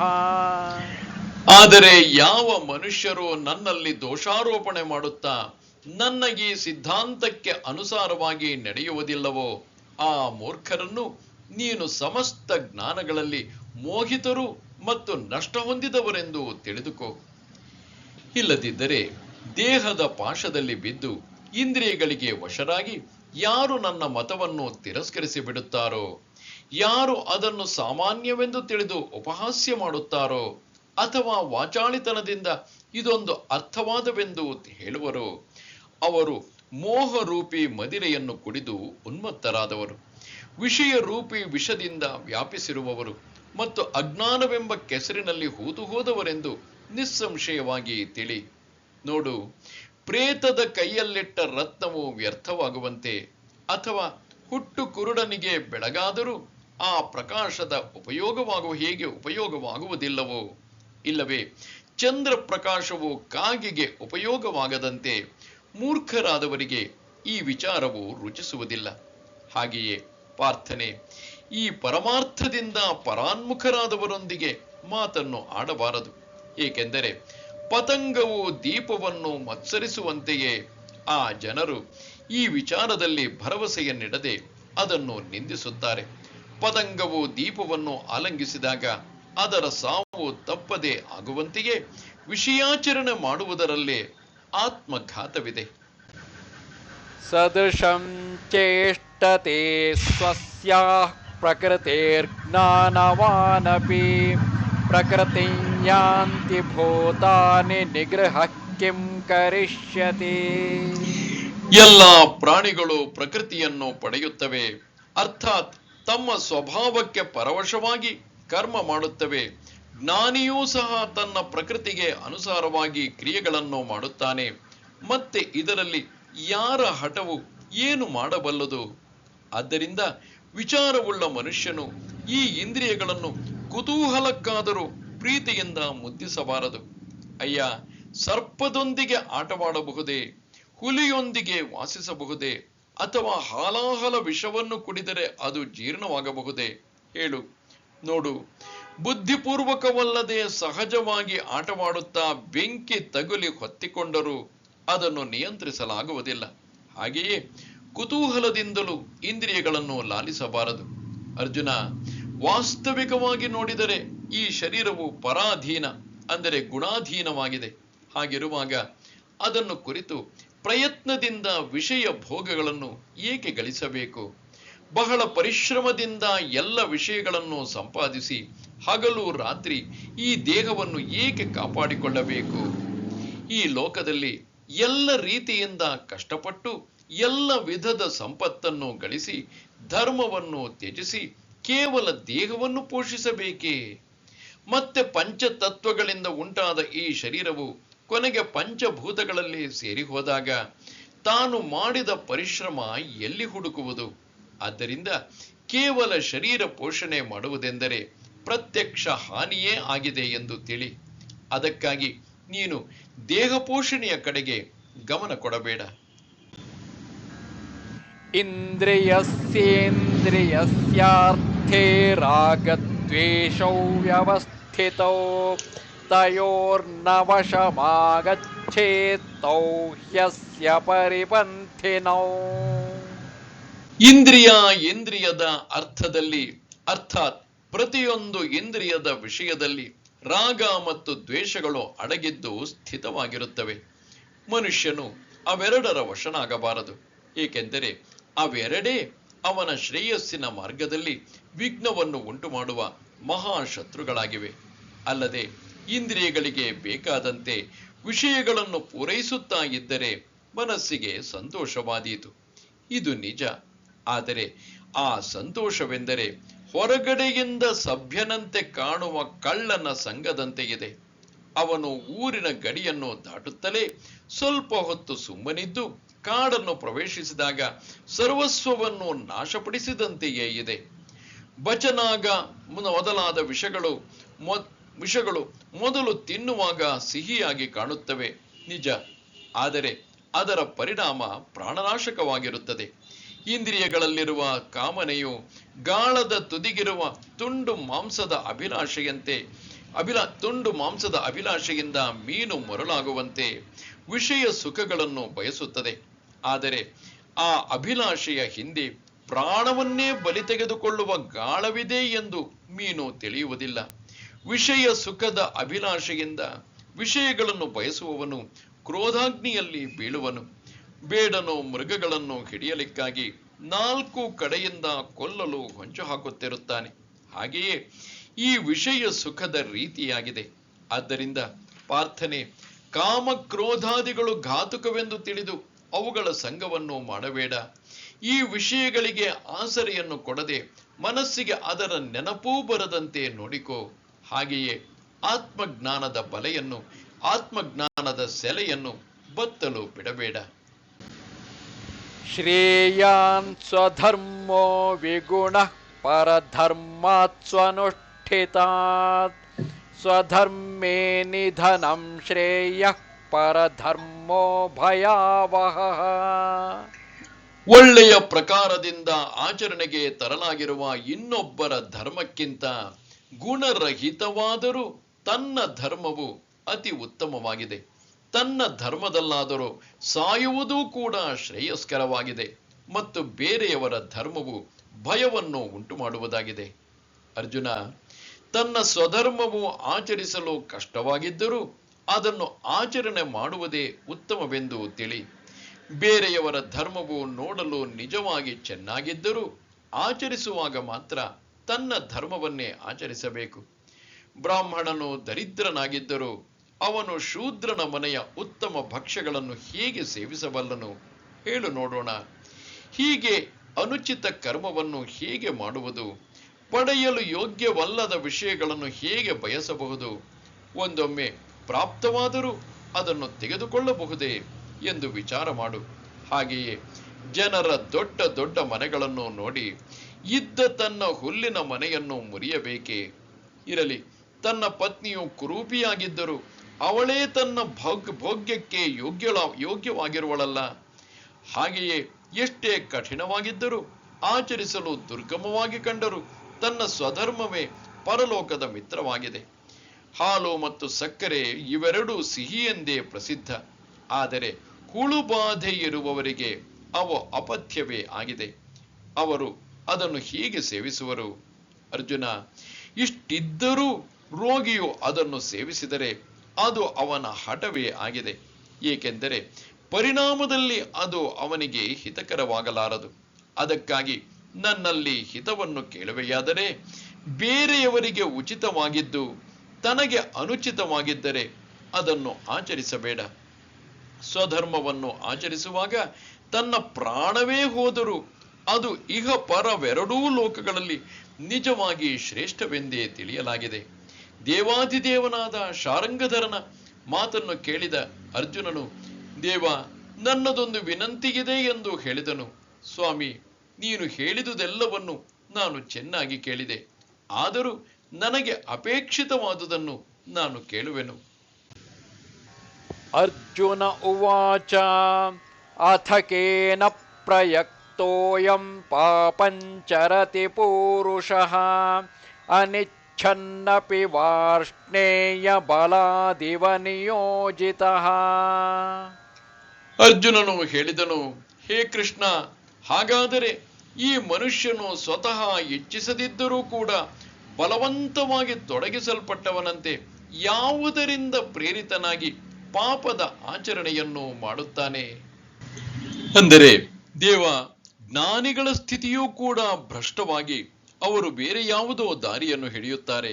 ಇದು ಏಕೆ? ಇವರು ಸರ್ವಜ್ಞರಾಗಿದ್ದು ಅವರಿಗೆ ತ್ಯಾಜ್ಯ ಯಾವುದು, ಗ್ರಾಹ್ಯ ಯಾವುದು ಎಂಬುದು ತಿಳಿದಿರುತ್ತದೆ. ಆದರೂ ಅವರು ಪರಧರ್ಮವನ್ನು ಆಚರಿಸುವುದಕ್ಕೆ ಕಾರಣವೇನು? ಕುರುಡನಿಗೆ ಅಕ್ಕಿ ಮತ್ತು ಹೊಟ್ಟು ಬೇರ್ಪಡಿಸಲಾಗುವುದಿಲ್ಲ. ಹಾಗೆಯೇ ಈ ಕಣ್ಣಿದ್ದವರು ಕೆಲವೊಮ್ಮೆ ಕುರುಡರಾಗುತ್ತಾರಲ್ಲ, ಏಕೆ? ಇದ್ದ ಸಂಘವನ್ನು ಬಿಟ್ಟು ಬಿಡುವರು. ಅವರೇ ಪುನಃ ಸಂಘ ಮಾಡಿಯೂ ತೃಪ್ತರಾಗುವುದಿಲ್ಲ. ವನದಲ್ಲಿ ಇದ್ದವರು ವ್ಯಾವಹಾರಿಕ ಸಮಾಜದಲ್ಲಿ ಬಂದು ನೆಲೆಸುತ್ತಾರೆ. ವಾಸ್ತವವಾಗಿ ಅವರು ಪಾಪದಿಂದ ಅಲಿಪ್ತರಾಗಿದ್ದು ಪಾಪವು ತಮ್ಮ ಕೈಯಿಂದ ಘಟಿಸಬಾರದೆಂದೇ ಬಯಸುತ್ತಾರೆ. ಆದರೂ ಅವರನ್ನು ಬಲಾತ್ಕಾರವಾಗಿ ಪಾಪಕ್ಕೆ ಯಾರೋ ತಳ್ಳಿದಂತೆ ಕಂಡುಬರುತ್ತದೆ. ಯಾವ ವಿಷಯದ ಕುರಿತು ಅವರು ಮನಸ್ಸಿನಿಂದ ಜಿಗುಪ್ಸೆ ಪಡುತ್ತಾರೋ ಆ ವಿಷಯಗಳೇ ಅವರಿಗೆ ಅಂಟಿಕೊಂಡಿರುತ್ತವೆ. ಅದರಿಂದ ತಪ್ಪಿಸಿಕೊಳ್ಳಬೇಕೆಂದು ಪ್ರಯತ್ನಿಸಿದರೂ ಪುನಃ ಅದರಲ್ಲೇ ಸಿಕ್ಕಿ ಹಾಕಿಕೊಳ್ಳುತ್ತಾರೆ. ಹೀಗೆ ಜ್ಞಾನವುಳ್ಳವರಲ್ಲಿ ವಿಷಯ ಸೇವನೆಯು ಬಲವಂತವಾಗಿ ಕಾಣುತ್ತದೆ. ಆ ಬಲವಂತಪಡಿಸುವ ಆಗ್ರಹ ಯಾರದು? ಇದನ್ನು ದಯವಿಟ್ಟು ಹೇಳು ಎಂದು ಅರ್ಜುನನು ಕೇಳಿದನು. ಶ್ರೀ ಭಗವಾನುವಾಚ ಕಾಮ ಏಷ ಕ್ರೋಧ ಏಷ ರಜೋ ಗುಣ ಸಮದ್ಭವಃ ಮಹಾಶನೋ ಮಹಾಪಾಪ್ಮ ವಿದ್ಯೇನಮಿಹ ವೈರಿಣಂ. ಭಗವಂತನು ಹೇಳಿದನು, ರಜೋಗುಣದಿಂದ ಉತ್ಪನ್ನವಾದ ಈ ಕಾಮವೇ ಕ್ರೋಧವಾಗಿದೆ. ಇದು ಬಹಳ ತಿನ್ನುವವನು, ಅರ್ಥಾತ್ ಭೋಗಗಳಿಂದ ಬೇಸರ ಪಡೆಯದಿರುವವನು ಮತ್ತು ಮಹಾಪಾಪಿಯಾಗಿದೆ. ಇದನ್ನೇ ನೀನು ಈ ವಿಷಯದಲ್ಲಿ ವೈರಿ ಎಂದು ತಿಳಿ. ಆಗ ಹೃದಯ ಕಮಲದಲ್ಲಿ ವಾಸಿಸುವ ನಿಷ್ಕಾಮ ಬುದ್ಧಿಯಿಂದ ಯೋಗಿಗಳು ಇಚ್ಛಿಸುವಂತಹ ಪುರುಷೋತ್ತಮನು ಅರ್ಜುನನಿಗೆ ಹೇಳಿದನು, ಕೇಳು, ಹೃದಯದಲ್ಲಿ ವಾಸಿಸುವ ಈ ಕಾಮ ಮತ್ತು ಕ್ರೋಧಗಳೇ ಮನುಷ್ಯನನ್ನು ಪಾಪಕ್ಕೆ ಪ್ರವೃತ್ತಗೊಳಿಸುತ್ತವೆ. ಏಕೆಂದರೆ ಆ ಕಾಮ ಕ್ರೋಧಾದಿಗಳಲ್ಲಿ ದಯೆ ಎಂಬುದು ಸ್ವಲ್ಪವೂ ಇಲ್ಲ. ಇವು ಬೇರೆಯವರನ್ನು ನಾಶ ಮಾಡುವುದರಲ್ಲಿ ಯಮನಂತೆ ಸಮರ್ಥವಾಗಿವೆ. ಈ ಕಾಮ ಕ್ರೋಧಗಳು ಜ್ಞಾನವೆಂಬ ನಿಧಿಯಲ್ಲಿ ಸೇರಿಕೊಂಡ ಘಟ ಸರ್ಪಗಳು, ವಿಷಯ ರೂಪವಾದ ಕಂದಕದ ಹುಲಿಗಳು, ಭಜನ ರೂಪವಾದ ಮಾರ್ಗದ ದರೋಡೆಕೋರರು. ಇವು ದೇಹರೂಪಿ ಗಿರಿದುರ್ಗದ ದೊಡ್ಡ ಕಲ್ಲುಗಳಾಗಿವೆ. ಇಂದ್ರಿಯ ರೂಪಿ ಊರಿನ ರಕ್ಷಣಾಗೋಡೆಗಳು, ಭ್ರಾಂತಿಯೇ ಮುಂತಾದವನ್ನು ಉಂಟು ಮಾಡುವ ಜಗತ್ತಿನ ಬಂಡುಕೋರರಾಗಿದ್ದಾರೆ. ಇವು ಮನಸ್ಸಿನಲ್ಲಿ ಕಂಡುಬರುವ ಮೂಲದಿಂದಲೇ ಅಸುರಿ ಸಂಪತ್ತಿಗೆ ಸೇರಿದವರಾಗಿದ್ದು ರಜೋಗುಣದ ಕಾರ್ಯವಾಗಿದೆ. ಅವಿದ್ಯೆಯಿಂದ ಇವುಗಳು ತೃಪ್ತರಾಗುವವು. ಇವು ನಿಜವಾಗಿ ರಜೋಗುಣದಿಂದ ಹುಟ್ಟಿದವುಗಳು, ಆದರೆ ತಮೋಗುಣಕ್ಕೆ ಪ್ರಿಯರಾಗಿದ್ದಾರೆ. ಅದಕ್ಕಾಗಿ ತಮೋಗುಣವು ತನ್ನದಾದ ಪ್ರಮಾದ ಮತ್ತು ಮೋಹ, ಅಜ್ಞಾನ ಇವುಗಳಿಗೆ ಕೊಟ್ಟಿದೆ. ಇವು ಜೀವನದ ಶತ್ರುಗಳಾಗಿವೆ. ಆದ್ದರಿಂದ ಮೃತ್ಯುವಿನ ರಾಜ್ಯದಲ್ಲಿ ಇವರಿಗೆ ಬಹಳ ಗೌರವ ಸಿಗುತ್ತದೆ. ಇವರ ಹಸಿವೆಗೆ ಈ ಇಡೀ ಜಗತ್ತೂ ಕೂಡ ಒಂದು ತುತ್ತಿಗೆ ಸಾಲುವುದಿಲ್ಲ. ಆಸೆಯೇ ಇವರ ವ್ಯಾಪಾರವನ್ನು ವೃದ್ಧಿಗೊಳಿಸುತ್ತದೆ. ಈ 14 ಭುವನಗಳು ಅವುಗಳ ಒಂದು ಮುಷ್ಟಿಗೆ ಚಿಕ್ಕದಾಗುತ್ತದೆ. ಈ ರೀತಿಯ ಭ್ರಾಂತಿಯು ಆಸೆಯ ತಂಗಿಯಾಗಿದ್ದಾಳೆ. ಈ ಭ್ರಾಂತಿಯು ಆಟವಾಡುತ್ತಾ ಆಡುತ್ತಾ ಕೈತುತ್ತಿನಂತೆ 3 ಲೋಕಗಳನ್ನು ನುಂಗಿಬಿಡುತ್ತದೆ. ಆ ಭ್ರಾಂತಿಯ ಸೇವೆ ಮಾಡುತ್ತಾ ತೃಷ್ಣೆಯು ಬದುಕಿಕೊಂಡಿದೆ. ಇದಿರಲಿ, ಈ ಕಾಮ ಕ್ರೋಧಗಳಿಗೆ ಮೋಹದ ಮನೆಯಲ್ಲಿ ಗೌರವವಿದೆ. ಇಡೀ ಜಗತ್ತನ್ನೇ ಕುಣಿಸಬಲ್ಲ ಅಹಂಕಾರದೊಂದಿಗೆ ಇವುಗಳಿಗೆ ಕೊಟ್ಟುಕೊಳ್ಳುವ ವ್ಯವಹಾರವಿದೆ. ಈ ದಂಭವು ಸತ್ಯದ ಹೊಟ್ಟೆಯನ್ನು ಬಗೆದು ಅದರಲ್ಲಿ ದುಷ್ಟ ಕೃತ್ಯಗಳ ಕಂತೆಯನ್ನು ತುಂಬಿತು.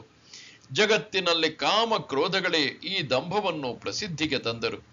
ಇವು ಶಾಂತಿ ಎಂಬ ಪತಿವ್ರತೆಯನ್ನು ಲೂಟಿ ಮಾಡಿ ಮಾಯಾರೂಪಿ ಹೊಲತಿಯನ್ನು ಸಿಂಗರಿಸಿದವು. ಅವುಗಳಿಂದಲೇ ಸಂತ ಸಮುದಾಯವನ್ನು ಭ್ರಷ್ಟಗೊಳಿಸಿತು. ಇವು ವಿವೇಕದ ನೆಲೆಯನ್ನು ಇಲ್ಲವಾಗಿಸಿದವು. ವೈರಾಗ್ಯದ ಚರ್ಮ ಸುಲಿದು ಬೆತ್ತಲಾಗಿಸಿದವು. ಬದುಕಿರುವಾಗಲೇ ನಿಗ್ರಹದ ಕತ್ತು ಹಿಸುಕಿದವು. ಇವು ಸಂತೋಷವೆಂಬ ವನಗಳನ್ನು ಹಾಳುಗೆಡವಿದವು. ಧೈರ್ಯರೂಪಿ ಕೋಟೆಯನ್ನು ನೆಲಸಮಗೊಳಿಸಿದವು. ಆನಂದರೂಪಿ ಕೋಮಲ ಚಿಗುರುಗಳನ್ನು ಹಿಸುಕಿ ಹಾಕಿದವು. ಇವರು ಜ್ಞಾನದ ಗಿಡಗಳನ್ನು ಕಿತ್ತು ಹಾಕಿದವು. ಸುಖವೆಂಬ ಹೆಸರನ್ನೇ ಅಳಿಸಿ ಹಾಕಿದರು. ಸಮಸ್ತ ಪ್ರಾಣಿಗಳ ಹೃದಯದಲ್ಲಿ ತ್ರಿವಿಧ ತಾಪಗಳ ಬೆಂಕಿಯನ್ನು ಉಂಟು ಮಾಡುತ್ತವೆ. ಇವು ಶರೀರದೊಂದಿಗೆ ಉತ್ಪನ್ನರಾಗಿ ಜೀವರೊಂದಿಗೆ ಸೇರಿಕೊಂಡಿವೆ. ಆದರೆ ಹುಡುಕಲು ಹೊರಟರೆ ಬ್ರಹ್ಮಾದಿಗಳಿಗೂ ಸಿಗುವುದಿಲ್ಲ. ಇವು ಜೀವಾತ್ಮರ ಬಳಿಯಲ್ಲೇ ಇರುವರು. ವೃತ್ತಿಜ್ಞಾನದ ಪಂಕ್ತಿಯಲ್ಲೇ ಕುಳಿತುಕೊಳ್ಳುವರು. ಇವು ಕೆರಳಿದಾಗ ಯಾರಿಂದಲೂ ನಿಯಂತ್ರಿಸಲಾಗುವುದಿಲ್ಲ. ಈ ಕಾಮ ಕ್ರೋಧಗಳು ನೀರಿಲ್ಲದೆ ಮುಳುಗಿಸಿ ಬಿಡುವವು, ಬೆಂಕಿ ಇಲ್ಲದೆ ಸುಡುವವು ಮತ್ತು ಪ್ರಾಣಿಗಳಿಗೆ ತಿಳಿಯದೆಯೇ ನುಂಗಿ ಬಿಡುವವು. ಇವು ಶಸ್ತ್ರವಿಲ್ಲದೆ ಕೊಲ್ಲುವವು, ಹಗ್ಗವಿಲ್ಲದೆ ಬಂಧಿಸುವವು, ತತ್ವಜ್ಞಾನಿಗಳನ್ನು ಪಣತೊಟ್ಟು ಸೋಲಿಸಿ ಬಿಡುವವು. ಇವು ಕೆಸರಿಲ್ಲದೆ ಹೂತು ಬಿಡುವವು, ಪಾಶವಿಲ್ಲದೆ ಜನರನ್ನು ಕಟ್ಟಿ ಇಡುತ್ತಾರೆ ಮತ್ತು ಬಹಳ ಒಳಗೆ ಇರುವುದರಿಂದ ಹತೋಟಿಗೂ ಬರುವುದಿಲ್ಲ. ಧೂಮೇನಾವ್ರಿಯತೆ ವನ್ಹಿಃ ಯಥಾದರ್ಶೋ ಮಲೇನ ಚ ಯಥೋಲ್ಬೇನಾವ್ರತೋ ಗರ್ಭಃ ತಥಾ ತೇನೇದಮಾವೃತಂ. ಯಾವ ಪ್ರಕಾರವಾಗಿ ಹೊಗೆಯಿಂದ ಅಗ್ನಿಯೋ ಮತ್ತು ಕೊಳೆಯಿಂದ ಕನ್ನಡಿಯೋ ಮುಚ್ಚಲ್ಪಡುತ್ತದೆಯೋ ಹಾಗೂ ಯಾವ ಪ್ರಕಾರವಾಗಿ ಜರಾಯು ಎಂಬ ಪೊರೆಯಿಂದ ಗರ್ಭವು ಮುಚ್ಚಲ್ಪಟ್ಟಿರುತ್ತದೆಯೋ ಹಾಗೆಯೇ ಈ ಕಾಮದ ಮೂಲಕ ಜ್ಞಾನವು ಮುಚ್ಚಲ್ಪಟ್ಟಿರುತ್ತದೆ. ಅರ್ಜುನ, ಹೆಚ್ಚೇನು ಹೇಳುವುದು? ಚಂದನ ವೃಕ್ಷದ ಬುಡಕ್ಕೆ ಸರ್ಪವು ಸುತ್ತಿಕೊಂಡಿರುವಂತೆ, ಗರ್ಭವು ಜರೆಯಿಂದ ಮುಚ್ಚಿರುವಂತೆ ಜ್ಞಾನವಿದ್ದಲ್ಲಿ ಈ ಕಾಮ ಕ್ರೋಧಗಳು ಇದ್ದೇ ಇರುತ್ತವೆ. ಪ್ರಕಾಶವಿಲ್ಲದೆ ಸೂರ್ಯ, ಹೊಗೆ ಇಲ್ಲದ ಬೆಂಕಿ, ಪಾದರಸವಿಲ್ಲದ ಕನ್ನಡಿ ಹೇಗೆ ಸಿಗಲಾರದೋ ಹಾಗೆಯೇ ಕಾಮ ಕ್ರೋಧವಿಲ್ಲದ ಶುದ್ಧ ಜ್ಞಾನವು ನಮ್ಮ ಕಣ್ಣಿಗೆ ಬೀಳುವುದಿಲ್ಲ. ಹೊಟ್ಟಿನಿಂದೊಡಗೂಡಿಯೇ ಬೀಜವು ಉತ್ಪನ್ನವಾಗುತ್ತದೆ. ಆವೃತಂ ಜ್ಞಾನಮೇತೇನ ಜ್ಞಾನಿನೋ ನಿತ್ಯವೈರಿಣ ಕಾಮರೂಪೇಣ ಕೌಂತೇಯ ದುಷ್ಪೂರೇಣಾನಲೇನ ಚ. ಮತ್ತು ಹೇ ಅರ್ಜುನನೇ, ಇದು ಅಗ್ನಿಗೆ ಸಮಾನವಾಗಿ ಎಂದಿಗೂ ಪೂರ್ಣವಾಗದಿರುವ ಜ್ಞಾನಿಗಳ ನಿತ್ಯ ವೈರಿಯಾದ ಕಾಮದ ಮೂಲಕ ಮನುಷ್ಯನ ಜ್ಞಾನವು ಮುಚ್ಚಲ್ಪಟ್ಟಿದೆ. ಜ್ಞಾನವಾದರೂ ಪರಿಶುದ್ಧವಾಗಿದ್ದರೂ ಕಾಮ ಕ್ರೋಧಾದಿಗಳಿಂದ ಮುಚ್ಚಿಕೊಂಡಿರುತ್ತದೆ. ಅದರಿಂದಲೇ ಅದು ಗಹನವಾಗಿದೆ. ಮೊಟ್ಟ ಮೊದಲು ಕಾಮ ಕ್ರೋಧವನ್ನು ಗೆಲ್ಲಬೇಕು, ಅನಂತರ ಜ್ಞಾನವಾಗುವುದು. ಆದರೆ ಈ ಕಾಮ ಕ್ರೋಧಗಳನ್ನು ಗೆಲ್ಲುವುದು ಮೊದಲಿಗೆ ಕಷ್ಟವಾಗಿದೆ. ಏಕೆಂದರೆ ಇವುಗಳನ್ನು ಗೆಲ್ಲಲು ಯಾವ ಯಾವ ಸಾಧನಾ ಬಲಗಳನ್ನು ಒಟ್ಟುಗೂಡಿಸುವೆವೋ ಅವೆಲ್ಲವೂ ಉರುವಲು ಹಾಕಿದಾಗ ಬೆಂಕಿಯು ಭುಗಿಲೇಳುವಂತೆ ಕಾಮ ಕ್ರೋಧಗಳಿಗೆ ಸಹಾಯಕವಾಗುವವು. ಇಂದ್ರಿಯಾಣಿ ಮನೋಬುದ್ಧಿ ಅಸ್ಯಾಧಿಷ್ಠಾನಮುಚ್ಯತೆ ಏತೈರ್ವಿಮೋಹಯತ್ಯೇಷ ಜ್ಞಾನಮಾವೃತ್ಯ ದೇಹಿನಂ. ಇಂದ್ರಿಯಗಳು, ಮನಸ್ಸು ಮತ್ತು ಬುದ್ಧಿ ಇವೆಲ್ಲ ಇದರ ವಾಸಸ್ಥಾನವೆಂದು ಹೇಳಲ್ಪಡುತ್ತದೆ. ಈ ಕಾಮವು ಮನಸ್ಸು ಮತ್ತು ಬುದ್ಧಿ ಮತ್ತು ಇಂದ್ರಿಯಗಳ ಮೂಲಕವೇ ಜ್ಞಾನವನ್ನು ಆವರಿಸಿ ಜೀವಾತ್ಮನನ್ನು ಮೋಹಗೊಳಿಸುತ್ತದೆ. ಉಪಾಯ ಮಾಡಿದಂತೆಲ್ಲ ಕಾಮ ಕ್ರೋಧಗಳಿಗೆ ಸಹಾಯವಾಗುವುದರಿಂದ ಇವು ಜಗತ್ತಿನಲ್ಲಿ ಹಠಯೋಗಿಗಳನ್ನು ಕೂಡ ಗೆದ್ದುಕೊಳ್ಳುವವು. ಆದರೆ ಕಾಮ ಕ್ರೋಧಗಳು ಗೆಲ್ಲಲಾರವುಗಳು ಎಂದು ನಿನಗೆ ಅನಿಸಿದರೆ ಹಾಗಿಲ್ಲ. ಅರ್ಜುನ, ಇಂತಹ ಸಂಕಟದಿಂದ ಪಾರಾಗಬೇಕಾದರೆ ನಿನಗೆ ಸಾಧ್ಯವಾದರೆ ಒಂದು ಉಪಾಯವನ್ನು ಹೇಳುವೆನು. ತಸ್ಮಾತ್ ತ್ವಮಿಂದ್ರಿಯಾಣ್ಯಾದೌ ನಿಯಮ್ಯ ಭರತರ್ಷಭ ಪಾಪ್ಮಾನಂ ಪ್ರಜಹಿಹ್ಯೇನಂ ಜ್ಞಾನ ವಿಜ್ಞಾನನಾಶನಂ. ಆದ ಕಾರಣ ಅರ್ಜುನನೇ, ಮೊದಲು ಇಂದ್ರಿಯಗಳನ್ನು ವಶಪಡಿಸಿಕೊಂಡು ಆ ಜ್ಞಾನ ಮತ್ತು ವಿಜ್ಞಾನವನ್ನು ನಾಶಪಡಿಸುವ ಮಹಾಪಾಪಿಯಾದ ಕಾಮವನ್ನು ಅವಶ್ಯವಾಗಿ ಬಲಪೂರ್ವಕವಾಗಿ ಕೊಂದುಬಿಡು. ಇವುಗಳ ಇರುವಿಕೆಯ ಮೂಲವು ಇಂದ್ರಿಯಗಳಲ್ಲೇ ಇದೆ ಮತ್ತು ಇಂದ್ರಿಯಗಳಿಂದ ಕರ್ಮಗಳ ಪ್ರವೃತ್ತಿ ಉಂಟಾಗುತ್ತದೆ. ಅದಕ್ಕಾಗಿ ಈ ಇಂದ್ರಿಯಗಳನ್ನು ಮೊಟ್ಟ ಮೊದಲಿಗೆ ಪೂರ್ಣವಾಗಿ ಗೆದ್ದುಕೊಳ್ಳಬೇಕು. ಇಂದ್ರಿಯಾಣಿ ಪರಾಣ್ಯಾಹು ಇಂದ್ರಿಯೇಭ್ಯಃ ಪರಂ ಮನಃ ಮನಸಸ್ತು ಪರಾ ಬುದ್ಧಿ ಯೋ ಬುದ್ಧಿಃ ಪರತಸ್ತು ಸಃ. ಇಂದ್ರಿಯಗಳು ಸ್ಥೂಲ ಶರೀರಕ್ಕಿಂತ ಶ್ರೇಷ್ಠ, ಬಲಶಾಲಿ ಮತ್ತು ಸೂಕ್ಷ್ಮವೆಂದು ಹೇಳುತ್ತಾರೆ. ಈ ಇಂದ್ರಿಯಗಳಿಗಿಂತ ಶ್ರೇಷ್ಠವಾದುದು ಮನಸ್ಸು, ಮನಸ್ಸಿಗಿಂತಲೂ ಶ್ರೇಷ್ಠವಾದುದು ಬುದ್ಧಿಯಾಗಿದೆ ಮತ್ತು ಯಾವುದು ಬುದ್ಧಿಗಿಂತಲೂ ಕೂಡ ಅತ್ಯಂತ ಶ್ರೇಷ್ಠವಾಗಿದೆಯೋ ಅದೇ ಆತ್ಮವಾಗಿದೆ. ಹೀಗಾದಾಗ ಮನಸ್ಸಿನ ಓಡಾಟ ನಿಂತು ಹೋಗಿ ಬುದ್ಧಿ ಬಿಡುಗಡೆಯಾಗುತ್ತದೆ. ಮತ್ತೆ ಆ ದುಷ್ಟರು ಆಶ್ರಯ ಮುರಿದು ಹೋಗಿ ಕಾಲು ಕೇಳುವರು. ಏವಂ ಬುದ್ಧೇಃ ಪರಂ ಬುದ್ಧ್ವಾ ಸಂಸ್ತಭ್ಯಾತ್ಮಾನಮಾತ್ಮನಾ ಜಹಿ ಶತ್ರುಂ ಮಹಾಬಾಹೋ ಕಾಮರೂಪಂ ದುರಾಸದಂ. ಈ ಪ್ರಕಾರವಾಗಿ ಬುದ್ಧಿಗಿಂತ ಪರ ಅರ್ಥಾತ್ ಸೂಕ್ಷ್ಮವು, ಬಲಶಾಲಿಯು ಮತ್ತು ಅತ್ಯಂತ ಶ್ರೇಷ್ಠವಾದ ಆತ್ಮವನ್ನು ಅರಿತುಕೊಂಡು ಮತ್ತು ಬುದ್ಧಿಯ ಮೂಲಕ ಮನಸ್ಸನ್ನು ವಶಪಡಿಸಿಕೊಂಡು, ಹೇ ಮಹಾಬಾಹುವೆ, ನೀನು ಈ ಕಾಮರೂಪಿ ದುರ್ಜಯವಾದ ಶತ್ರುವನ್ನು ಕೊಂದು ಹಾಕು.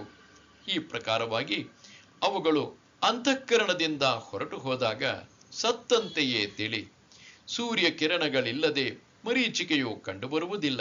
ಹಾಗೆಯೇ ರಾಗ ದ್ವೇಷಗಳು ನಾಶವಾದರೆ ಪರಬ್ರಹ್ಮ ರೂಪವಾದ ಸ್ವರಾಜ್ಯವೇ ಕೈವಶವಾಗಿ ಅವನು ಸ್ವತಃ ನಿಜ ಸುಖವನ್ನು ಭೋಗಿಸುವವನು ಎಂದು ತಿಳಿ. ಇದೇ ಗುರು ಶಿಷ್ಯರ ಗುಹ್ಯವಾದ ಮಾತಾಗಿದೆ. ಇದೇ ಜೀವ ಬ್ರಹ್ಮರ ಐಕ್ಯವಾಗಿದೆ. ನೀನು ಇಲ್ಲಿಯೇ ಸ್ಥಿರವಾಗಿರು, ಅಲ್ಲಿಂದ ಎಂದಿಗೂ ಕದಲಬೇಡ. ಸಂಜಯನು ಹೇಳುತ್ತಾನೆ, ರಾಜನೇ ಕೇಳು, ಸಮಸ್ತ ಸಿದ್ಧರಿಗೆ ಮುಕುಟಮಣಿಯು ಲಕ್ಷ್ಮೀಪತಿಯೂ ಆದ ಶ್ರೀಕೃಷ್ಣನು ಮುಂದೆ ಹೇಳಿದನು.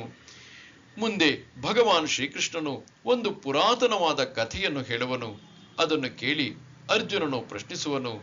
ರಸವತ್ತಾದ ಆ ಕಥೆಯ ಮಹಿಮೆಯನ್ನು ಕೇಳಿ, ಅಂದರೆ ಪ್ರಜಾಪತಿಯ ಕಥೆಯ ಮಹಿಮೆಯನ್ನು ಕೇಳಿ ಶ್ರೋತೃಗಳಿಗೆ ಶ್ರವಣ ಸುಖದ ಸಮೃದ್ಧಿಯೇ ಆಗುವುದು. ನಿವೃತ್ತಿನಾಥರ ದಾಸರಾದ ಜ್ಞಾನೇಶ್ವರರು ಹೇಳುತ್ತಾರೆ, ಶ್ರೋತೃಗಳೇ, ಆತ್ಮಜ್ಞಾನ ಪ್ರಾಪ್ತಿಯ ಉತ್ತಮವಾದ ಸಿದ್ಧತೆಯಿಂದ ನೀವು ಶ್ರೀಕೃಷ್ಣಾರ್ಜುನ ಸಂವಾದವನ್ನು ಕೇಳಿರಿ. ಓಂ ತತ್ಸದಿತಿ ಶ್ರೀಮದ್ಭಗವದ್ಗೀತಾಸು ಉಪನಿಷತ್ಸು ಬ್ರಹ್ಮವಿದ್ಯಾಯಾಂ ಯೋಗಶಾಸ್ತ್ರೇ ಶ್ರೀಕೃಷ್ಣಾರ್ಜುನ ಸಂವಾದೇ ಕರ್ಮಯೋಗೋ ನಾಮ ತೃತೀಯೋಧ್ಯಾಯಃ.